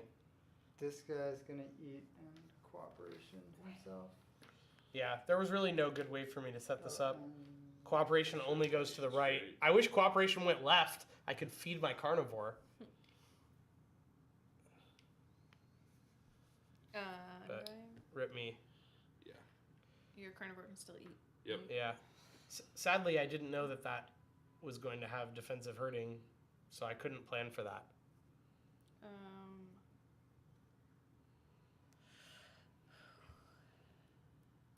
The pro moves. Yeah, I'm just thinking. Remember, you can draw cards at the end of your evolve phase. I don't have any cards to discard to get Yeah. the draw, Mousy. Oh wait, Jordan, Yeah, I'm going to take another one. are you gonna cooperate again? If you can. Yeah. I love cooperation chains where like 3 or 4 creatures all feed at the same time. One of my big favorite ones is the foraging cooperation, it's or so the good. long neck Long foraging neck- cooperation. Yeah. You're like, It's well, pretty I'll great. just take all this food. What just happened? Oh, my nocturnal. Oh yeah, nice. He's banking all the food. He's gonna take it all. Yep. Wait. Yeah, what do you he mean he he's no- nocturnal. his nocturnal can't. Hard Oh shell. wait, no. No, you I can can't still use the attack that. nocturnal. So you should have 0 on that one because I could still attack his it. his My ambush cancels your migratory and the. No, but no, it's no. not big hard enough shell. with the hard shell. Yeah, with the. cards. No, hard shell gets canceled it by gets- ambush. Ambush because you have ignores a migratory. defensive trait Oh. if they have migratory on it. Yeah, so he can Oh, ignore. got it. Your only Bro. defensive trait is hard shell, so he can ignore hard shell, which means you couldn't take either of those food. So they go back in the watering hole. Ooh. I assume you still would have That means done the more food. cooperation because it's Yeah. more food. Yeah. But that does change things ever so slightly. And by ever so slightly, I mean I get 1 more food. Hey, it's important. before my Oh, lovely carnivore dies. Did anybody attack anybody? Not yet. Not No. No one's I will. attacked I anybody will yet. start attacking. I think we were all just trying to feed first. Yeah. I mean, I would have been attacking straight from the Yeah. get-go if I Because could, but then I you literally stop can't. them from getting food. Yeah. Yeah. And because I knew I had limited choices for targets, so I wanted to attack before anyone else attacked the only targets I could get. Oh wait, am I the only one who can attack? Yeah. Oh, Because okay. we only have 2 carnivores and mine can't do anything. Okay. So I guess you should take that, and then Yeah. The And question then is, which we'll- one are you going to put it on? yeah. Yeah, so at least That it doesn't prevents it die. from dying, yeah. And then you can well, bank- unless Sam decides to kill it. But you would have to attack it 3 It is times. a lot. It is a lot. Okay. So But it gets 3 food for when you attack true. it once. Maybe he wants to do a bunch of attacks that just I mean, I think the only real answer is to attack Slaughter's this one, thing. the for- migratory. Yeah. How many times? 6. 6 times. What? No one else can do anything Not else. Ian's. We're sure Ian's winning. I mean, he can. Sam gets to attack. Are we 6. sure Ian's winning? Yes. I'm not sure Ian's winning. I'm sure that one of the 3 of you is winning. That's all I'm sure. Okay, I will not attack Jordan. Not that I could, but I will not attack Yeah. Jordan. So here's the thing: if you attack Ian, you get 3. Here's the thing: you're also giving everyone less food if you attack him because it's at you attack him twice and you're full, and we only get 2 You food also each can't out kill of it. Ian's. If you attack me 6 times, we get 6 food out of it. And at Slaughter most. loses. And No. Slaughter No, loses you 10 only points. get 4. I would get 4 food out of I it. only get 1. Yeah. So But you lose 10 points. I would get so. And you would get yeah. 3. So you would net And he would -6. get I would 3. net 3. Ian would net 1. If you did that, you couldn't even kill his creature. But he would lose. and well, that's Slaughter true. would net 2. I would still net 2. Yeah, I think it's the max loss I'm for not everyone is that losing. one. Sadly, I'm not winning. I don't know who's winning either, but I got wiped a turn. Yeah. So but you were I guess just I- arguing recently that Ian is possibly get in last place 1. because he No, got I wiped. never said that. I said I was last place because I got. I wiped. argued that, though. Yeah. So He scavenger. gained so much in the I, turn. I think Ian or Sam was winning, but now I think Sam probably I think secured the Sam's win won, this yeah. turn. Okay, so you need 3. So You need Yes, 4. I get I 3. get 1. I get 4. So 1, 2, 3, 4. Are you talking about Venom, Goofy Funny? Ooh, that was close. Careful now. Yeah. Thanks, Scavenger. I should have put Scavenger on my carnivore. Yeah, I know. Yeah. Mistakes were made. I think if you were able 'Cause to it says predict that after- what everyone played, Yeah. then you would have done it. It says after Yeah. any carnivore attacks, can you like scavenge your own Yes. kill? Yeah, I think so. In retrospect, I should have put the Scavenger on this one anyways because I knew there would be at least one other carnivore, so it would make sure this wouldn't die, and then the Cooperation would still feed this one. And if I could attack, then it'd be like Fat Tissue, Scavenger, Carnivore, which would just make a lot. But I was also worried that if I didn't play the Heavy Fur, I would just lose 4 population if we went down in climate. So Okay, so it was hard to predict. all feeding is done. All feeding is done. Everyone Yes. move your population down in where you could not feed. Rip this guy. That's really So mine goes sad. down to here. That just lost Right. me 8 points there. So you're gonna lose 2. Yeah.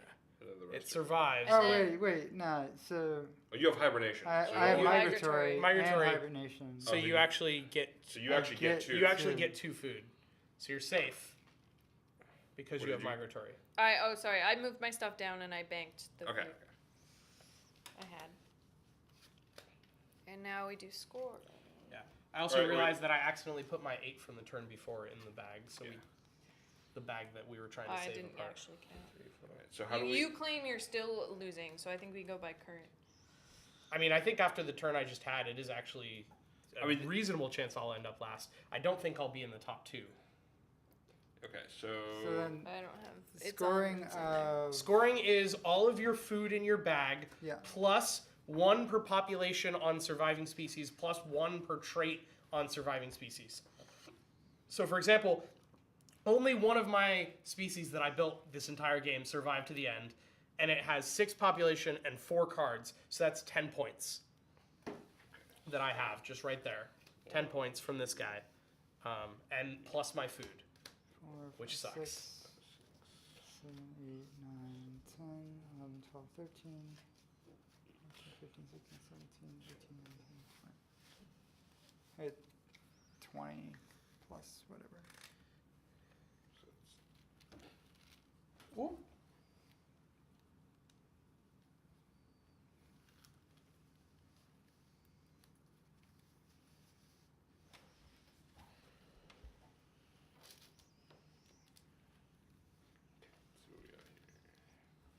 So guys, we're silently counting.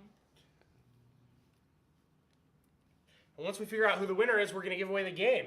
Yeah. So make sure you stick around to find out if you won. Type # giveaway if you've not bought tickets yet to find out how you can enter the giveaway to win this game. We apologize for your ears right there. Yeah. Type # drop the mic because we dropped the mic. And I don't know if you actually ended up counting, Slaughter, but No, I did not. I had 17 points when I said I was in last place. I did not.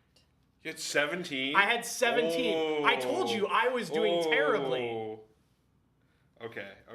Like, you didn't believe me, but I I did was not doing believe you. terribly. I did not believe you. I did not believe it was that low. Like, Sam, I literally almost doubled my score in the last 2 turns. Wow. That's how far behind I was.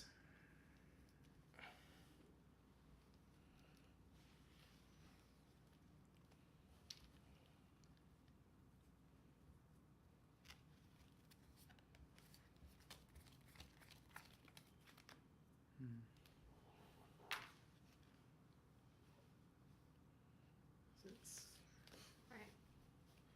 I know what my number is. Yeah. I'll go first. I'm at 41. 51. 62. 70 something. Yeah, I knew it. Not in last place. Have a bean, Sam. Oh God! I didn't agree to this. You said that Fine. you said that a bean wasn't enough Fine. punishment. Fine. Wait. We don't know how much Ian had at that point. Ian definitely had. Ian did not make like 40 points worth in the last turn. No. There's no way. Wait, Ian was what? for sure beating me. We I'm got at 1, 2, 3, 42. 4, 5, 6, 7, 8, Yeah. 9, 10, 11, 12, 13, 14, 15, 16, 17, 18, 19, 20. You have 62 points. Yeah. So 42. 20 plus. He had that filled out. You're saying that you think he made 26 points in the last 2 turns. No. With how much stuff that got killed and how much food he didn't you get. you said this is 20, right? Yeah. Plus he had another 10. He had another 10 that he banked. Right? Because you had 4, 3, and 3 What? that you actually banked. Well, but What do you that's. But I I so know. he got that this turn. I'm saying he did not get like 16 in the previous turn. I'm only 10 points below you, though. above me. Sorry, I'm only 10 points Okay, below hold on. Let's Yeah. see what we have. Oh, this is coconut or spoiled milk. I do think they've like Is it spoiled milk? it's spoiled milk, but I really do think they've like gone down in intensity. You think they're weakening over time? The more he argues, the more he is. So, congratulations, Sam. You won even without the mega fat tissue play that would have just given you like 5 more. Actually, I don't even know if you had any. Oh, you did have a valid target. You could have killed Ian's Yeah. migratory if we'd let you pull that off. So yeah. That's true. All right, so that's the game. It's pretty late, so while I pull up the giveaway, why don't you guys do like a speed round of thoughts on the game, starting with component quality. I really like knocking things out of this thing. It's a lot of fun. So I left them in. I was like, oh, we can just punch them as we go. Yeah. I love the art. I think that's what caught me like the first time I played this, because I love how colorful it is. And I like these. I think they're really smart. They're really easy to follow. Yeah. As long as you don't turn them, or everybody Yeah. turns the same. Yeah. I mean, I think it's Way. I think it's smart that they have the ability to turn them both horizontal and vertical, and actually have the text be turned Yeah. to support that. I don't know if you can Yeah. get that on camera over there. Yeah. It took me a while to realize that they were actually Or both-sided. Yeah, it is like that is smart design. that. And they do. There are a lot of little small UI design things where they put like a number of little feet on there to indicate how much population you more, have, and yeah. like bigger footprint for body size. So it's like very obvious what that means. Yeah, I mean, generally speaking, I was a big fan of like using the dots or using the little cubes instead of like a slider that you might Yeah. see in some. Cubes like are cool. sliders, not The great. cubes Yeah, are very sometimes cool. you're like finicky with it. I like the Yeah. cubes. Yeah. Does the green and brown bother you at all? It does in the original game. They have updated the colors to make them more distinct, and it does not bother me in Nice. this one. In the version I have, it bothers me. Oh, okay. Also, these are awesome. Thankfully, Yes. Yeah. the color of the cubes is actually meaningless because I can tell the difference between body size and population on the card. Well, So it until doesn't it matter if turns I have the around. right cube color. Yeah, I mean, and I'm definitely a fan of the fact that there's just a ton of these tokens, that we have the little bags, so there's no like, oh, I can look at your board and try to count your score. Yeah. It's a lot easier to just put them in here and then Right. not show And- them. I like that as Yeah. just as a game thing, Yeah, where yeah. you're like, all right, I know kind of like I can keep an eye on relatively, but unless I'm actually paying it. And you never have to like for everybody. exchange like Yeah. 1 for Yeah. 3 or 1 Yeah, for 5. and I think Yeah. there are a lot of games where we've had comments in the past where we're like, having scores be public all the time would be better because it's kind of meaningless to hide it just because of the way the game is structured. But I think in this game you get so many tokens from so many different sources that it is actually difficult for even people who have like really strong memories, like Yeah. card counting type people, to keep track of how much each people have unless they are taking the time to count every single creature's tokens before they go into the bag. Whereas it's like, oh, I got this thing that was worth 5 points. It's like in bigger chunks, it's easier to keep track of. So I think in this game, it actually does work well to have the I bag. do agree that the inclusion of googly eyes Hi, Straw. on this. Hello, Straw! So mine came with a sticker that I can put on the dinosaur, so oh it's got my like gosh. a sticker on each side. That's so it's amazing. even more dino-like. Yes. So, all right. generally thought it was pretty So good. let's talk about learning curve real quick. For those of you who'd never played before. Okay, what did you think? I was completely lost when you guys explained the rules. Great. I had like no idea what was going on. And then you won. I mean, And then Yeah. like within a round, I actually understood. Like I didn't know what all the cards did, Right. but I like at least generally understood how to play. Right. Yeah. So I like that. I understood the function of each of the cards individually. I think, like, if I had looked over all the cards, I would have understood like the combos, combos. more Mhm. and like how you can link them together. And I might have. I think my first carnivore just died. Mm, Well, I think everybody died, but like I had a couple things where I Yeah. like made things that were clearly not viable Right. creatures. The climate makes a lot less things viable than you think. Yeah. Yeah. Especially for me, like having played the base game, I got caught a lot by the climate because I just wasn't giving it the proper attention that it deserved, and I didn't understand how critical it was.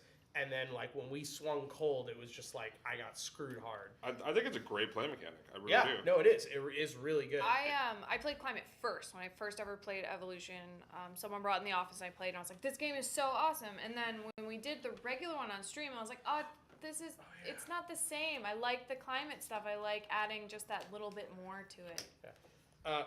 Also, Mousy, for you, before I forget, I know some of these got packed up already, but one of my creatures was a... Oh, man, where's the card? Scavenger's not on... Oh, no, there it is. One of my creatures was a Dormio Carnificus. Yes, that was my only surviving creature. I know I had one that was a Flocka Prick. Love it, Flocka Prick. I like these ones better. Okay. Do you want a science one? Do you want the Yeah, science I card? want this. While they're thinking, just thinking about depth of strategy, I think it's very obvious just from watching this game that there is a good depth and breadth of strategy. There's a lot of different things you can do. There's a lot of different paths you can go down in terms of combos and strategy. I do think that this, because the game state is constantly changing in terms of like the RNG of what you draw and what other people play and the climate and everything, I think that there is a good setup in terms of preventing the game from being too thinky, because you can't plan ahead that far. You can really just plan ahead for like the current turn and maybe the next turn a little bit. So I think you get all of the depth of strategy without like getting too bad into analysis paralysis and stuff like that. Yeah. That's what I when I think of a game that there is strategy that you can learn, but it's also a game I can sit in front of like someone who's lighter in games that doesn't want all those rules. I can sit this in front of them and they can play it without having to really know the strategy. But those of us who really like getting into the strategy can play this game a couple times and then like get really competitive with it. And I find that makes a really good game. I had a Digger Van Winkle. Nice. Nice. All right, so final thought. Would you play this game again? Raise hands if so. Oh yeah. I mean, to me, I think like the best part is I could see this actually being Super intense as a 2-player game, Yeah. and then like less intense as like a 5-player game. But Yeah. a lot of like just I think- crazy. I and think fun. it- Yeah. Carnivores get more powerful the more players there are, Yeah, I think. if you have More potential targets. Yeah. 4 of our hyper competitive people, it would get real serious. I mean, I will tell you this. I learned that fat tissue carnivore swap strat that Sam did, that I called out earlier in the game. I learned that from playing with Scott. well, of Scott course. Scott loves this game, and he destroyed us like the first 2 times we played until we figured out what he was doing. So I think this game definitely gets intense the more hyper competitive players you have, which is why I said earlier, like, this game is really good because it can match the level of the players that are playing it really well. It doesn't have to be a super cutthroat game, but it can be if you want to build a lot of carnivores and stuff like that. All right, second final thought. Would you want to own this game, yes or no? I do Oh, own yeah. this game. I own the base game. I'm a little sad that I don't own this game, You can but get- I'm tempted to get the conversion kit now. Yeah, which I love. You Um, can just get the conversion kit yeah. instead of the whole game. Sadly, when they I bought the original game right before they kickstarted Climate, and I hadn't played the original game yet because I couldn't find anybody to play it with me at the time. So I didn't know if the game was good enough to back the Kickstarter for this, and so I didn't, and then I missed out. When they did, as I said, when they did the digital Kickstarter, I was like, oh, I can back it and get climate and all this cool stuff and the digital copy, yeah, okay, let's do that because I already knew I liked the game. All right, so it's time to pick the winner for our giveaway. Make sure you buy tickets now. This is your very last chance. We're about to pick the winner. Type There's exclamation still point giveaway to find out how we do it. Here's your quick rundown. You can buy tickets by typing exclamation point tickets and then a number. You can buy up to 25 tickets. Tickets cost 1 tilt each. Exclamation point tilts to find out how many tilts you have. Buy your tickets now. I will tell you this. Dark Citadel has entered the giveaway. Oh God. The person who won 3 of the last 4 giveaways is in the giveaway. So the more tickets you buy, the lower Dark Citadel's chances of stealing yet another giveaway. No. The more insane it's going to be when he wins. So buy your tickets now. Make sure you have that full 25 if you can, because this is an amazing game that is absolutely worth buying. I think it's going for about $50 right now on Amazon, which is totally worth it. Is that with the bags? Is that climate? Yeah, Climate. Oh, Climate, nice. as this copy of Climate with the bags and everything, is going for about $50 on Amazon. If you don't win tonight and you liked what you saw, you can buy it by clicking on the link below. So definitely check it out. If you buy it through the link on our stream, it will support us as an Amazon affiliate and help us do more cool things in terms of content and better equipment. I highly recommend it. This game is absolutely worth what you would pay for it. They really went all out in terms of the component quality and everything like that. No. All right, so I think people have bought tickets enough. We're going to pick the winner right now. Virtual drum roll, please. Ba-da-da-da-da-da-da-da-da. And the winner of this copy of Evolution Climate is Dark Citadel. No, just kidding. It's Reld the Sire. Congratulations, Reld. You have won. I will reach out to you. We're even going to save this for you. Yeah, so you can we'll pop save you some punching love because we didn't punch out all the food yet. Dark Citadel, no luck this time, but better luck next time. And Reld, I will reach out to you to let you know so we can get your information. Thanks everybody for coming tonight. Extra thanks to Bruce and Bree and Mousy who joined us and helped us learn about this game and all the other games that North Star is working on. Next stream is going to be on Saturday, where we're going to be doing an Endless Realms one-shot. Endless Realms is a brand new RPG system that I'm super excited about. It's on Kickstarter right now. You can go check it out, or you can check it out on Saturday at 4 p.m. Pacific when we do that. The one thing I'm super excited about for Endless Realms is that it is a D10 system. I love single dice systems, and I think D10 systems in particular are super elegant and super easy to understand. But it is not the World of Darkness D10 system. They have developed their own D10 system from the ground up, so I'm super excited about that. So join us on Saturday for Tabletop Day. Our special guest for that stream will be the head developer of Endless Realms, Sherman Tommy, who's going to be GMing the session for us. And then next week, we actually have our schedule ready. The schedule is down below. I'm not going to go through all of it now, but next week we are going to be doing a game called High Roller Horse Racing, which is not released yet. It's going to be on Kickstarter later this year.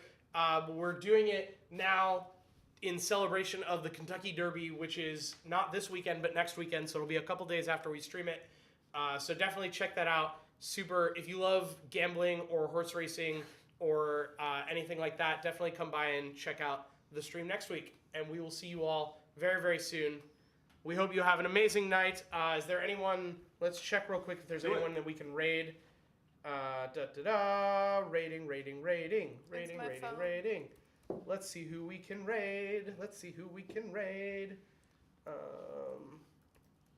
Might come back to tabletop community. Tabletop. What's that card? It's my phone. There's your phone. These guys. I mean, it has a very similar coloring.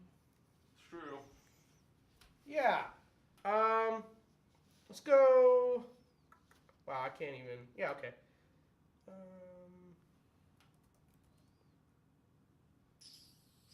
this? Interesting. Ah.